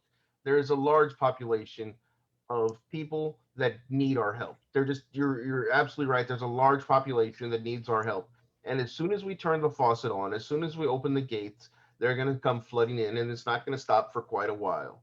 And we should have prepared for the population coming across the border and to help them make the transition from Mexico or wherever they came from to the United States more fluidly and have the ability to actually have them a place to stay. First of all, when they get across the border, have them a way to actually make a living when they start in the United States and be a productive member of society. We did not make any of those preparations before the president said the borders are open. And not only did he say the borders are open, he says we're not going to deport anybody, which is basically saying the borders are open. You can Right, come. except people aren't pouring into the country. So Yes, they are. Into camps where we're holding them until we're ready to release them, right? Yes. So it's not like they're causing some like massive problem in San Antonio or Dallas or Houston. They're just over a border. It's only been 2 months. You don't know what's going to happen in the next 6 months. So you think that the issue is that in the next few months they're gonna break out of the camps or something? I don't get it. No, in the next 2 years, there's going to be something that happens. And I'm not going to tell you, I don't know what it is, but there will be repercussions for this amount of people coming into the United States without right. Then the question becomes if your point is altruistic here, right? Then the question becomes, is this thing that you don't know what it is yet gonna be worse than what would have happened if we hadn't done anything? And so then the only question is either yes, it is worse, or it doesn't matter if it's worse or not, it's happening to us, not them, and that's the problem. Yes, kind of. It will happen to the United States, and it will be our problem, and it will be something that is, I don't know, I can't, like I said, I can't tell you if the economy is going to go down, if the crime rates are going to go up, if housing that statistically doesn't happen. Housing or the amount of poor people in the different states that are around the border, but something is going to happen. It has to have some kind of, you have a cause and you have a reaction. There's going to be some kind of reaction. But a cause and reaction doesn't have to be a negative one. And I think it will be. Okay, but not. And I'm trying to be fair. I'm not. But I mean, like you just think it will be. Like you just feel it will be. I mean, like statistically, that hasn't been the case. When we've had the border open and we've let people in, that statistically, the people that we let in don't cause more crime. They don't cause a drain on our system. That's stuff that people have said over and over again to fight against immigration, but it statistically isn't true. We have had the same amount of people that crossed over the border in the last 2 months that we did almost all of last year. Because nobody, because we all but shut the border. But what I'm saying is there is no statistic that you can call up for the amount of people that are crossing the border right now. That's not true. That's not true. We've had mass immigration before. And what has happened then? And what has happened to the United States? The immigrants as a whole have gone on to be productive members of society that have taken jobs that we don't want for amounts that we don't want to work for, that have paid into. The size of migration that's coming now does not equal anything that happened in the last 20 years. Oh, okay, so we'd have to go back more than 20 years. again, I'm not aware of any statistics that show that anytime we've let immigrants into our country, that anything bad has happened than to the immigrants themselves. Us as a country have never paid some massively high price for letting people into our country. I mean, that's not necessarily a good. I mean, that's not necessarily a good thing. What happened to the Chinese? What happened to the? You're right. It's not a good thing, but it's better than what they're dealing with. That like better is not necessarily good. We still have to. You're right. We have to try to be better. We have to try to be better, but until we can be better, you don't ignore the problems that currently exist because we can't fix them exactly the way we want to. Like when you can make a bad situation less bad, the people in that bad situation want you to do that. This is the only thing that I'm trying to get you to understand, is that when you invite 30 people to your house, you should prepare for 30 people. But the problem, again, that we seem to just be skipping over is that the person who gets to make the decision that those people can come into the house now, it's like you bought a house and the 30 people are sitting at your door the second you bought the house, and I'm mad at you, your neighbor, because you didn't prepare for those people who came to your house 2 years prior to you buying it. How are you not prepared for that, Victor? And that's the problem, is that when Biden bought the house, he invited 30 people over. Right, because if I bought the house and there were 30 people sitting outside my door, even though I didn't cause the problem, I'd want to fix it. He's there. He said it before he got into the office. Right, because he knew the problem existed before he got there. You can't do that. I mean, why not? Yeah. You say he can't do it, but yet you really haven't made an argument for what the repercussion is that is the reason why he shouldn't have made a lot of people who are suffering's lives less miserable than they were. I mean, and yes, there are going to be people in other countries that are in terrible situations forever. But these people were literally on the other side of a line from us. These were people that we could very easily make their lives better. No, and not only that, you don't understand is that it's not only the people that are just coming from Mexico, they're coming from Central America. You're right. They came from Central America because they heard the president say he wasn't going to yes, that is true. Have people leave the United States. What's the downside? That like what I've yet to hear from you is where other than the fact that what we've done isn't good, right? It's only better. What's the downside to it? Where's the downside? And that's the problem. We're not going to see the downside. So the problem is there maybe is a downside that we can't even think of. Already it's right now it's just monetary, which I understand is not a terrible thing. I understand. Right. It's not a terrible thing. But that's not a lot of money. Step one. There will be more, and it will. But history is not lining up with your idea that there will be some big bad thing. I don't see how you can say that. Give me the example. Every time there's been a large migration to the United States, crime rates have gone up, murder rates have gone up, and I know that's true. It absolutely is true. Well, okay. If you're looking at it as a number of, in a place where there was 1,000 people, now that there's 2,000 people, there's been a 10% increase in crime. Like, yeah, you're right. I mean, that is absolutely true. When you put a massively larger amount of people in an area, then crime goes up, but not statistically. Like, it doesn't go up.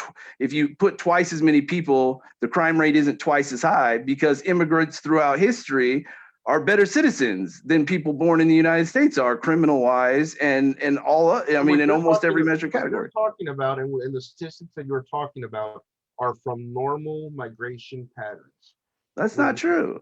Yes, it is. It's the large migration patterns when large amounts of population have actually come to the country. But to the there's United been, States, yeah, like, because there's been violence and genuinely- crime against the people immigrating. It doesn't matter whether it's still crime in the country. Well, I don't agree that it doesn't matter, and here's why. Because if it's to the people that are coming here and they're escaping a place where, and I'm just making numbers up, right? But let's say they're 50% likely to die a horrible death where they're coming from, and they move here and they're 25% likely to die of a horrible death, which is really high because here it should be like 5%.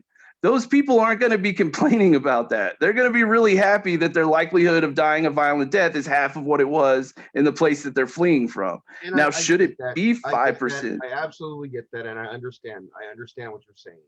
Okay. But the problem is there's still horrific acts when they get here too. I know you just watched Warrior on HBO. I think it was called Warrior, the Bruce Lee thing. HBO. Yeah, right. Okay. Okay. There was a large amount of Asians that came to the United States. They were not given citizenship. They were not given voting rights. They were not given the ability to own land. And their working standards and the amount of people that took advantage of them and their lives in the United States was terrible. It may have been worse in Asia, but it was still terrible in the United States.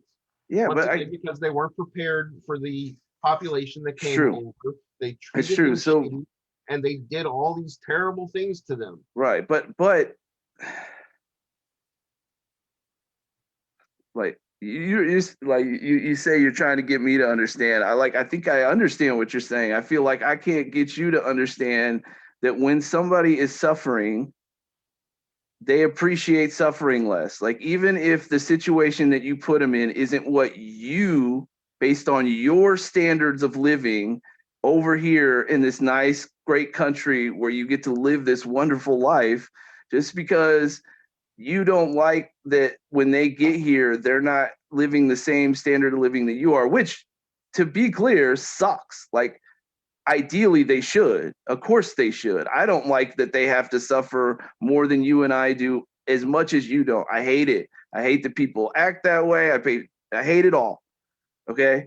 But I've been somebody who's not suffered like that, but who's suffered.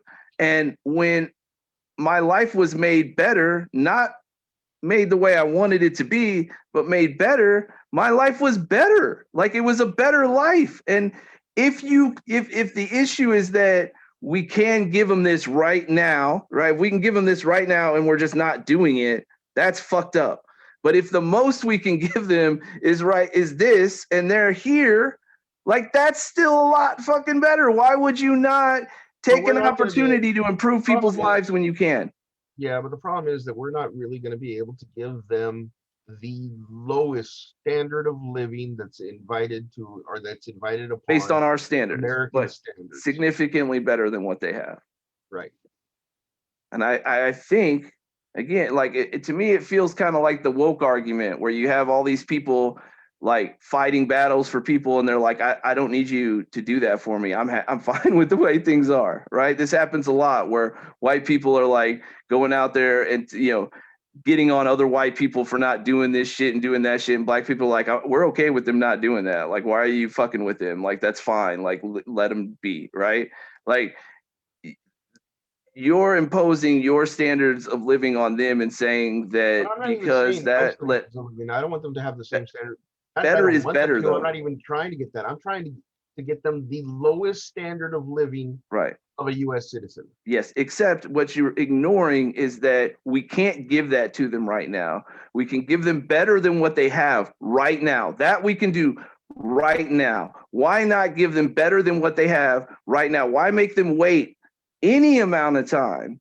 Because the only argument I could see is if going from here to here makes it like 10 times longer to go from here to here.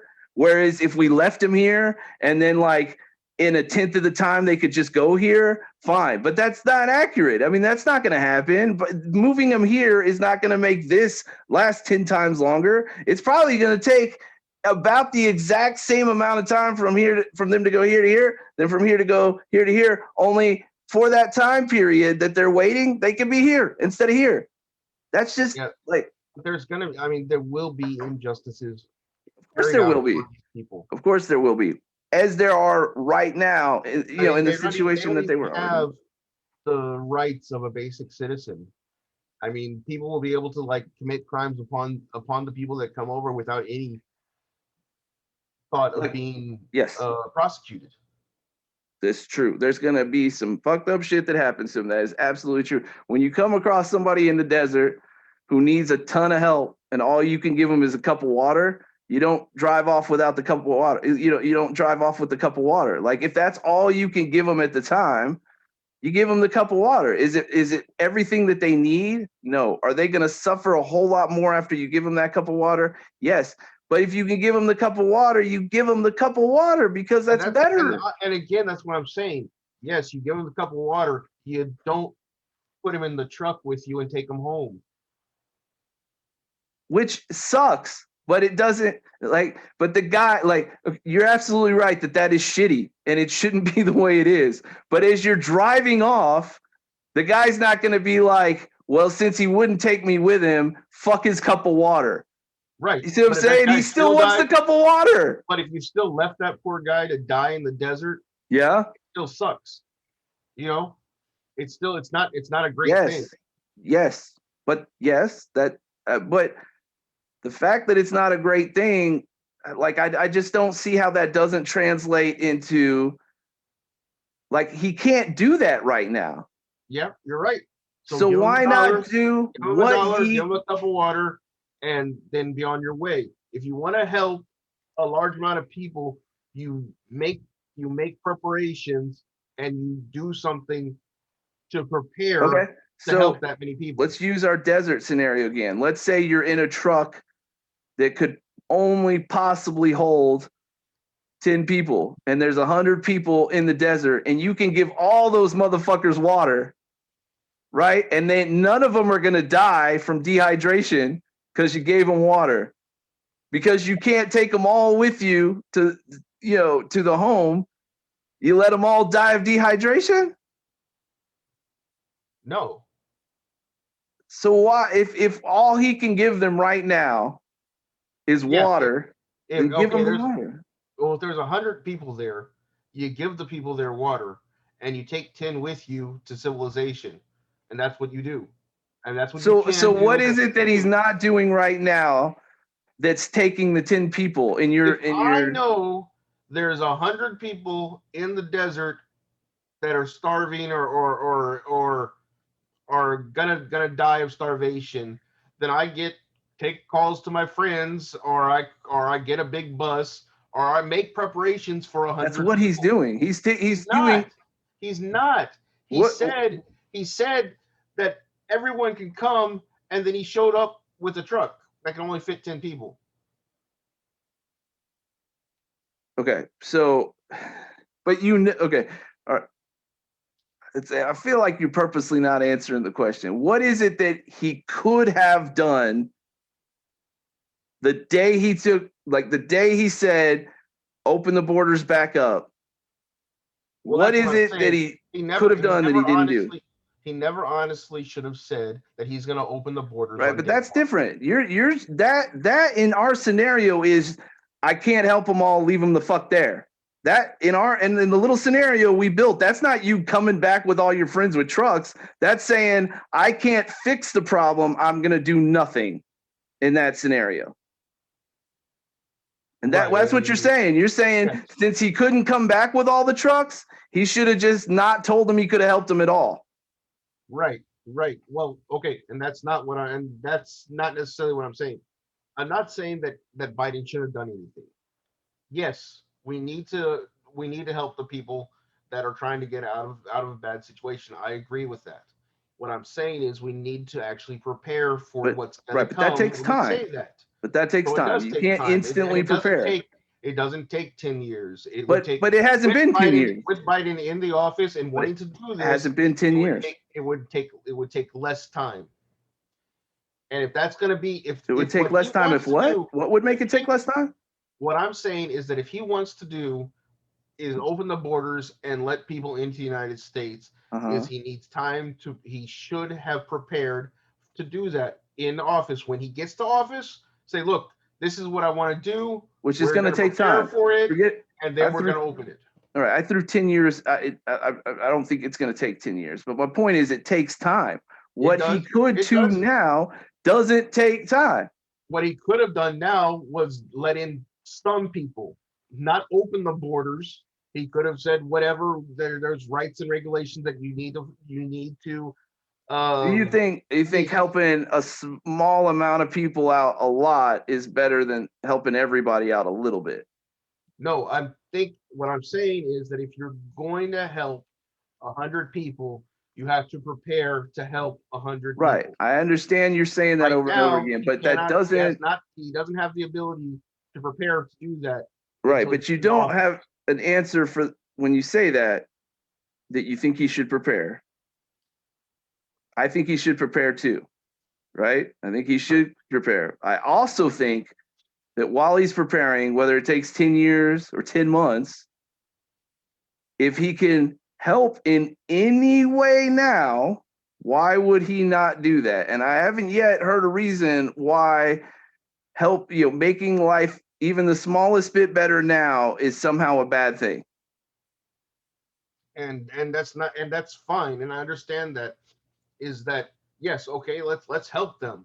But we're not prepared to take on the influx of people coming over. And we're not really taking them on. We brought them this far over a border and given them better situation that they were in before. That's what we've done. But we have invited them to our country now. They're in our country. There are not, so that we can give them better than what they currently have. Right, but we're not prepared for that. Is what the problem is we're not prepared to give them anything better. We're just hoping that something's going to happen when they end up in other people's houses. Well, I thought we did say that. I thought in the beginning of the argument, we did say that them being across our border behind our security means that like their kids aren't getting kidnapped and people aren't catching up to them and settling scores. And like a lot of shit that was happening to them when they were on their side is not happening. For them, for the people. Yes, I understand that. But what I'm saying is that we still have not prepared for the people that are coming into right. And I'm saying we're just hoping that they find jobs. No, that's not what I'm saying. What I'm saying is what you're saying takes time. And if we had done it your way, right, and said, okay, from day one, let's start preparing, and it took a year to do that. And you say it wouldn't take 10 years. To say it would not take at least a year is crazy. I think right? I'm okay. I can agree with you. All right, so how many kids would have gotten kidnapped? How many people would have gotten murdered? How many people would have starved to death? How many people would have died from heat exposure? In that year, terrible things happen all the time. Right, but we can stop some of them. Why not stop the ones you can stop? What you're saying is, since we can't fix, and again, what really gets me about the argument is that you're okay with the idea that we're not going to give them perfect, which means you understand that, you can't just give everybody a perfect situation. But when we're further down the line, giving better but not perfect is not okay because the better is not better enough. Like better is better. Like you're never going to get to perfect. Anytime it can be better than it is, it's better than it is. I mean, that's what we've done with humanity throughout history is we've over time made it a little bit better than it was before. We didn't go from caves to living in houses. Like we did what we could do as we could do it. And we appreciate it. Like somebody who lived in a cave, thought that was the shit compared to living out in the fucking rain. Yeah, and I bet they protected that fucking cave. Huh? I bet they protected that fucking cave. Exactly. And that's all I'm saying is right now, what they have is shit. And maybe I'm wrong, and the situation that they're in right now is worse than before we invited them over. And that would be a different argument, right? But I don't think it is. It was pretty bad. And I have to think that that it's a really fucked up situation that they're in, but it seems like what a lot of people are getting outraged about are not recognizing that it's better than what it was. Well, they've also And been sold this bullshit American dream thing that everything's going to be wonderful. right, which it can't be. It can't be. Like, not for everybody. Of course it can't be. Like, that's just not logical. And I just like, look, I was watching a show the other day where it was called Bong Time Machine. Have you heard of this? I've heard about that. I know. It's only like, to see it, and I haven't. it's only like 3 episodes or 2 episodes. It's funny as fuck. It's great. Okay. It was not supposed to come on. It's only got 3 episodes. I think so. I could be not wrong. Like currently on, right? Like it got canceled or something. Oh yeah, no. I don't know if it got canceled or if it was like only meant to be the few episodes that it was. Because I heard that it was coming on and then I couldn't find it. It's on Hulu right now. I think I found it somewhere. Anyways, it's funny, and it's the chick, one of the chicks from Broad City. They're fucking hilarious. It's like the really goofy one. Yeah, you know, there's like the straight one and the goofy one. Yeah, I know. So it's the goofy one. She's hilarious. She's hilarious. And then you know the guy, her boss at the gym. The other one. I don't watch it as much as that. Okay. He's really funny too. They're great in it. Okay, it's great. But in one scene, so what happens is you smoke, you travel, and then you smoke again, you go back. But the first time they go, they break the bong, and they fix it. But now when they smoke, they don't go back. They just keep bouncing, right? And so at one point they land in a plantation farm, right? And people are freaking out, and there's slaves around them, and they're like, "Come with us, we can save you, right?" They smoke it, and they show up in like 1960 something during the Vietnam War, right?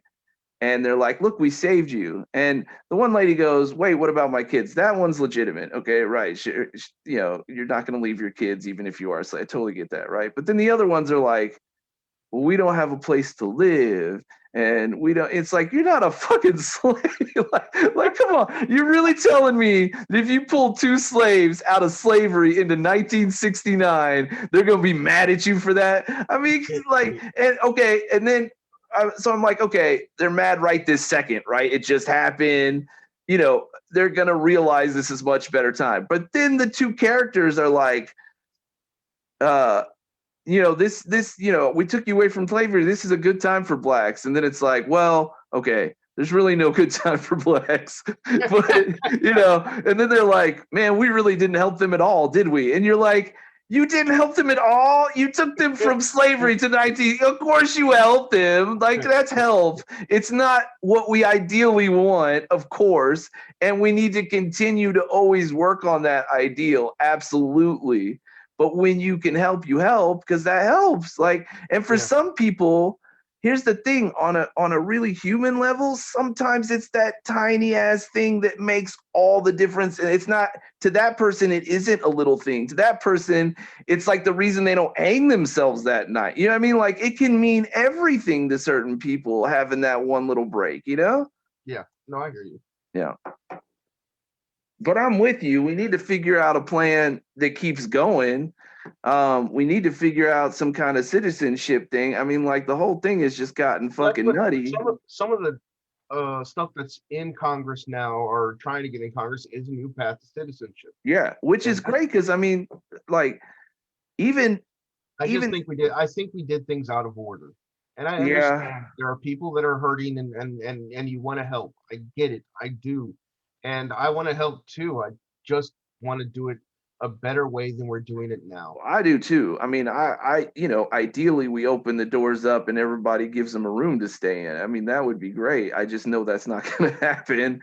And you know, and I thought about that too. I mean, if there was a thing where I could give my spare room to somebody, to a family that's coming over, hey, let's. That's the thing. I mean, so much of the issue with it is all this bullshit nonsense about how they're going to be, you know, not all criminals, but how they're more likely to be criminal. It's like all this shit. And when you look at it, statistically, immigrants are fantastic fucking citizens. That's why I want to be kind of clear about what I was saying, is that, yes, crime rates went up, and it wasn't necessarily because of them. Right. Yeah. but Yeah, there's no, I hear still you. happens, and it's Right. still terrible things that are going on. Oh, it absolutely is. It absolutely is.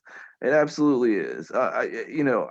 Again, like I think kind of unfortunately, right? And this is what kind of annoys the fuck out of me, and like when young people annoy the fuck out of me is it's like this idea that like we didn't make it perfect because we just didn't want to or something. You know what I mean? Like, of course that's what I want. Do you know how hard it is to accomplish that? You know what I mean? And that's kind of what I'm trying to say too, is that just saying the borders are open, I mean, that's one of those things that's like, oh, it's an easy fix. We're just going to fucking open the borders. But if you're not prepared for the consequences of doing that, then you're not doing the work. You have to do the work first and then, get this great thing that goes on. You I can't just think say, I just think that right, wrong, or indifferent, a few years ago, we made some changes that really fucked some shit up. And I feel like the idea is let's do as much as quickly as we can to undo as much of that, even if it's not, even if it is small amounts, even if the progress is small. I mean, we fucked up. I but think we it took 4 years to do. It took 4 years to do that. We shouldn't try and correct it on day one because we're not going to be able to. I guess I don't think he thinks he's correcting it. I think he thinks he's doing what he can do right now in the process of correcting it, right? He's putting legislation in, he's doing all the other stuff as well. But it's just like, look, right now, if we can take some people some blankets, we take some people some blankets. Is that a fix to what we did? Of course it's not, but we got the fucking blankets, Yep. Yep. And I agree. It's just, I don't think we took them some blankets. I think we invited them over and didn't have enough food to feed them, didn't have a place for them to sleep, didn't have them I agree. in any kind of things prepared for them at all. I look, I think the conditions there are utterly fucked up. I just don't know. And I could be wrong about that. I think they're better than the situation that they were in. And I would argue And a sorry. lot of them are choosing to go knowing that that's what's waiting for them, which would argue that they think it's better too. And I know that we're not in necessarily that we are a stable country, and we do have a lot of these things going for us. But in most of the analogies that I have, where you invite 30 people over to your house without any preparation, that usually screws the homeowner too. Yeah, but I would argue I don't know how it's gonna happen, but there will be some consequences to the homeowner being the United States. I don't know what that is. I mean, we are out of money now, and we're spending money to house them and to do everything that we need to do that we weren't prepared to do, that we may not even have the money in our budgets to do. That it's going to come across, and we're gonna have problems later on. I can't tell you what those problems are, but if my analogies are even kind of close to what's really happening, there will be consequences for the homeowner. I just don't know what they are. Well, okay, but in your analogy, the reason the reason why when you invite 30 people into your home, there's a problem is a couple of reasons. One, a lot of times when people have nowhere to stay, like these are people that have been persecuted and shunned from their communities. These aren't people who just don't have a home. You know what I'm saying? You let 30 homeless people into your house. You don't know who you're getting. A lot of time, not all the time. Sometimes people are hard out on their luck, right? But sometimes people have mental issues, and sometimes people just don't like to work, and sometimes people prefer begging over working and paying their own bills, right? But immigrants, that's not statistically the case. Like immigration doesn't pan out the same way as homelessness does, and we do have room. Like you don't have room for 30 people in a house. Like we have enough room in the country for the people that we're talking about bringing in. It's not a physical limitation. I mean, we can't bring everybody in. Even if you have the room, you still may not have the, all I can think of is not preparations, but the supply, the amount of food, the amount of money, We the amount definitely of have enough water, food. the amount of We definitely have electricity. that. I mean, come on, we throw more food away than we eat. Like we waste water like it's going out of style. We're not going to give a half-eaten hamburger to immigrants. Right. They're not expecting for handouts. They're going to work and pay for it just like everybody else does. That's what they normally do. And I know this sounds strange, and you're going to say it's obviously yes, but do we actually have enough jobs for all the people that are coming in right now? Yeah, yes, and the reason I would say that is, again, the reason for twofold. This is a larger than average amount of people that are coming in right now. I mean, this is yeah, we also don't, normally it's a much smaller group of people and they go into one or two communities too. Like we don't, there's a large country to spread them out into in order to make sure that there's enough room and space and food and jobs. And the truth is, I think there is lots of jobs that we don't want to do, especially now, right? Like, I hate to say it, but there's going to be immigrants that were here yesterday are going to be pretty pissed off when they have to fight for their jobs. Maybe so, but considering that, I mean, like, I think that's just as shitty as Americans being pissed when like when the Irish and the Chinese showed up and they were mad that they had to share their jobs as if they didn't have just as much right to them as everybody else did. Like and these people even more so. I mean, this goes back to the whole thing of like, when a group of people that are shitted on by another group all of a sudden gets a little power, all of a sudden, they don't have to have any sympathy for the same, like these people are going through the same shit they just went through and they can't sympathize that they need jobs too. Like, they're 5-10 years ago. How can you get mad at them for doing the same shit you did? You know what I mean? Like, I don't think that they'll have to fight for a lot of those. I mean, that's what I'm saying is I think with COVID, even when we start coming out of it, there's going to be a lot more jobs that people don't want to do anymore. That people, that groups that used to not have a problem with it are going to not want to do anymore, right? And it sucks that immigrants are the ones who get left doing that job. But again, is it worse than the situation? Look, here's another example. I've watched lots of stories where they're talking about these, when you recycle, I mean, there's all kinds of shit that gets recycled that's not supposed to be recycled and so on and so forth. But specifically with bottles, people don't take the wrappers off and they don't take that connecting ring off, right? They can't recycle those, right? And so the countries that were recycling them have realized that it's cheaper. Instead of taking it off themselves and recycling, they can ship these like fucking freighters worth of plastic bottles to a whole nother fucking country that does nothing but take that shit off because they charge so little money to do that shit that even shipping it and getting it back doesn't, make it more expensive, right? And when they get out there, it's these people are living on these floating ships of plastic fucking bottles. They live there.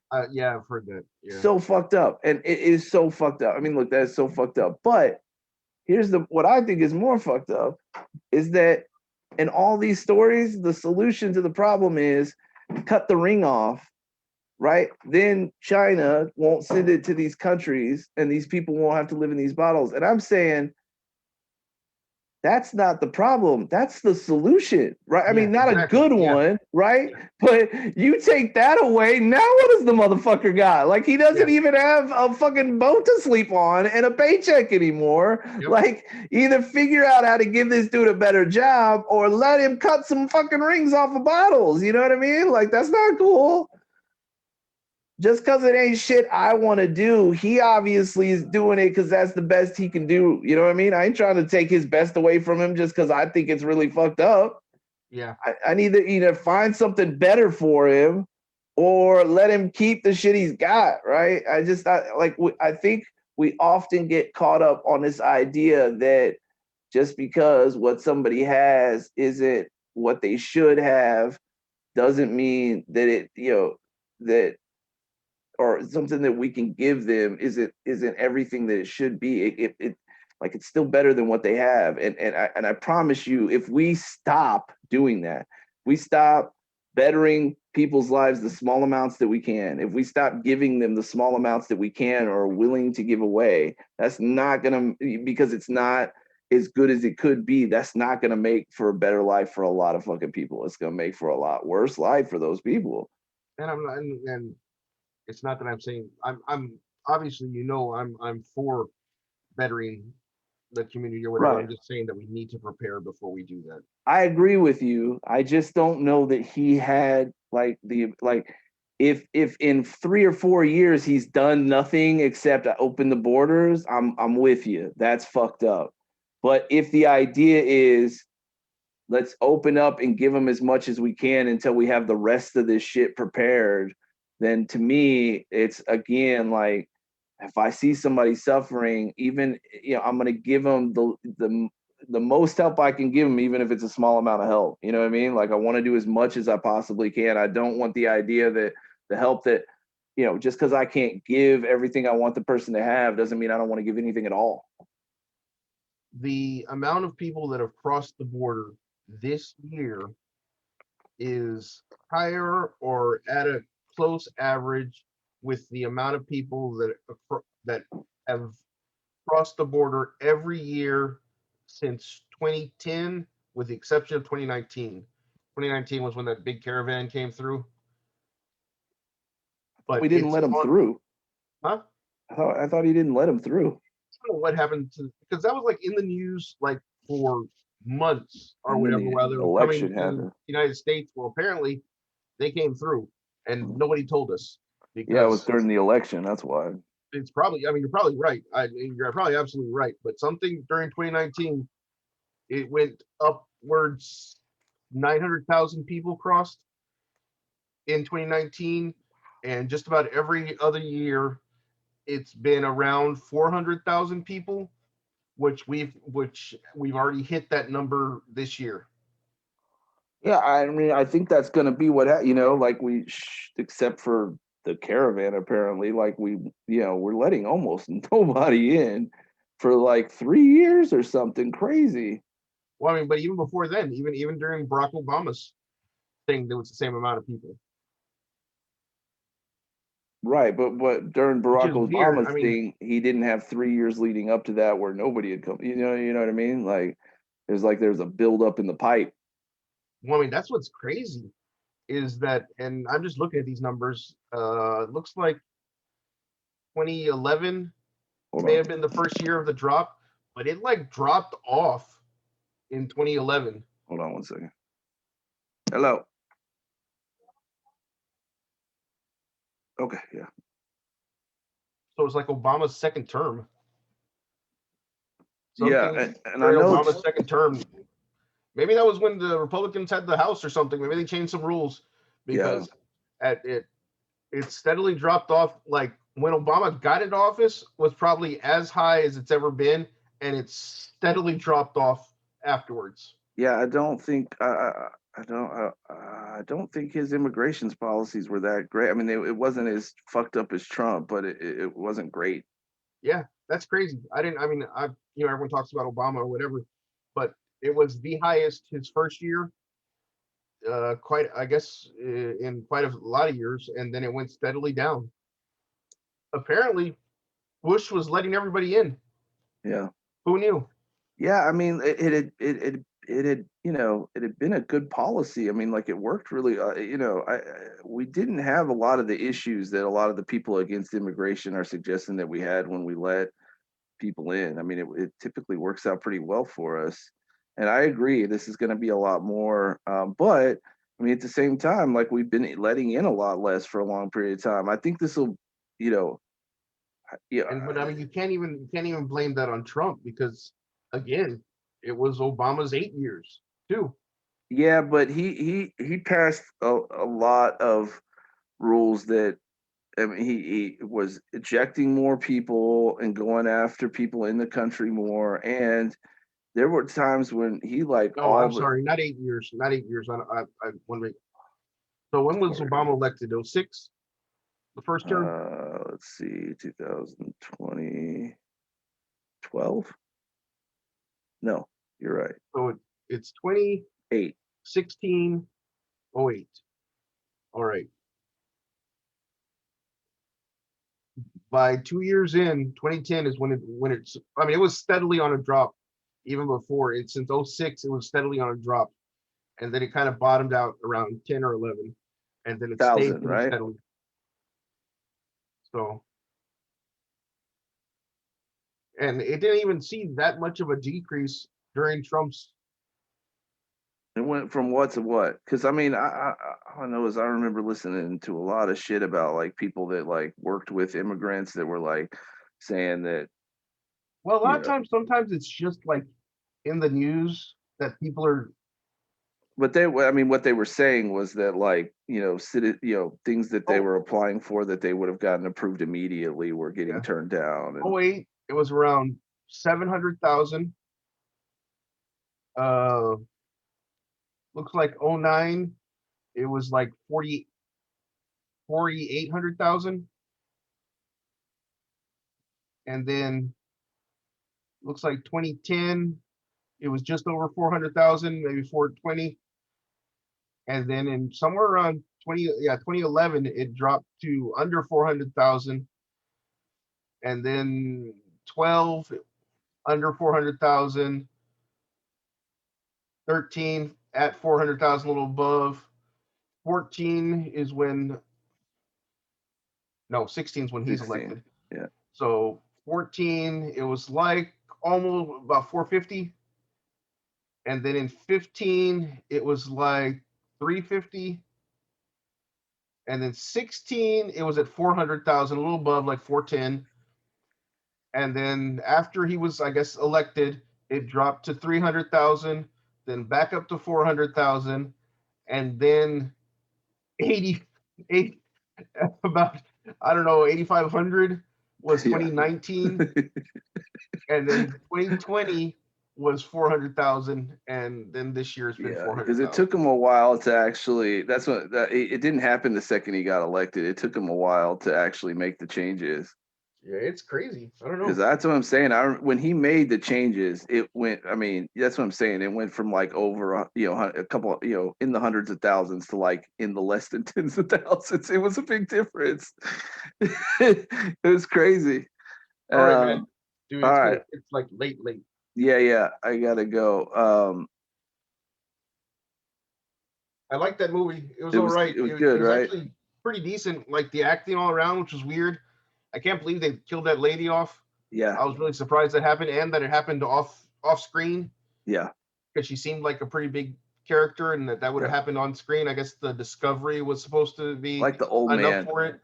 Like the old man that talks English, but he doesn't know it the whole time, and That like, guy's awesome. He's hilarious. yeah, or he's like, Does he get killed? No, he's there Good. at the end at the stronghold with all the Indians. Yeah, Man, I tell you what, I was watching the whole time where he's like in the truck watching him do nothing and carrying the pail or whatever. yeah. And I'm like, fuck, don't die. Don't kill him. Don't kill him. And I can just see him like, boom. And like him dropping, like that was going to be the scene. Like, come on. When they Come on, trash his man. house, and he's like, "They broke my TV." I love that old guy. He was great. And I love that he was after that dude's watch. And then the other guy got the Ray-Bans. And yeah. I was surprised they were still calling them Indians. Yeah. That wasn't that long ago. I didn't realize Oh. that change had happened. So hell yeah. And then like a good quarter, maybe half of the Indians were white. So yeah, there's also that. that's true. Like all the Indians that were with the other guy, the one to be fair, I don't know how many Native American actors there were when they made the movie. So yeah, there was a couple rednecks in his crew though. no, there definitely were. There definitely were. Yeah. Yeah, no, there definitely was. I mean, obviously he's not Native American. I don't know. Maybe he could be. I mean, that's a really small amount. I guess, anything's possible. He's like bleached white with blonde hair and blue eyes. Yeah. I mean, no, I mean, look, he could be. You never, some genes are stronger than others, but Yeah. I mean, they could have gotten somebody who would have been more believable was part Indian, is all I'm saying. Like, He was great. I mean, he was like, really good in it. That was part of the whole thing. Was it was supposed to be kind of like, Yeah, that he didn't look it. yeah. That was hilarious. Washington Redskin. Yeah. Yeah. I know. Very funny. Yeah. It was good. That's what I'm telling you. It was a good movie, and it was made Like I typically don't like older movies because we just get better, you know, not just special effects. I mean, we get better at writing, we get better at acting, you know what I mean? Like movies just get better. And so then when you go like 10, 15 years back, you're like, oh, this kind of sucks, doesn't it? Yeah. That's what It was still I made a good. mistake. Yeah, it was Yeah. pretty good. I made a mistake because I just rented it. I thought about buying it or renting it, but it was like $14.99. I was like, well, Yeah. shit, I don't even know if I I like rented it. it. Yeah. So I rented it. And what's hilarious is that I made a mistake when I was pressing the rent button. I like rented the HD quality because I always rent the HD quality, but really, what did I get? Yeah. Right. Right. HD Absolutely. quality of this 1980s Yeah. movie. The TriStar still was all blurry. I bought a season 1 of a show yesterday, and the SD and the HD were the same price. So that's got to tell you how highly they think of that TV show. And I love that the Indian sheriff, man. I love that guy in everything. Yeah, oh, he's great. He's great. Remember him in Maverick?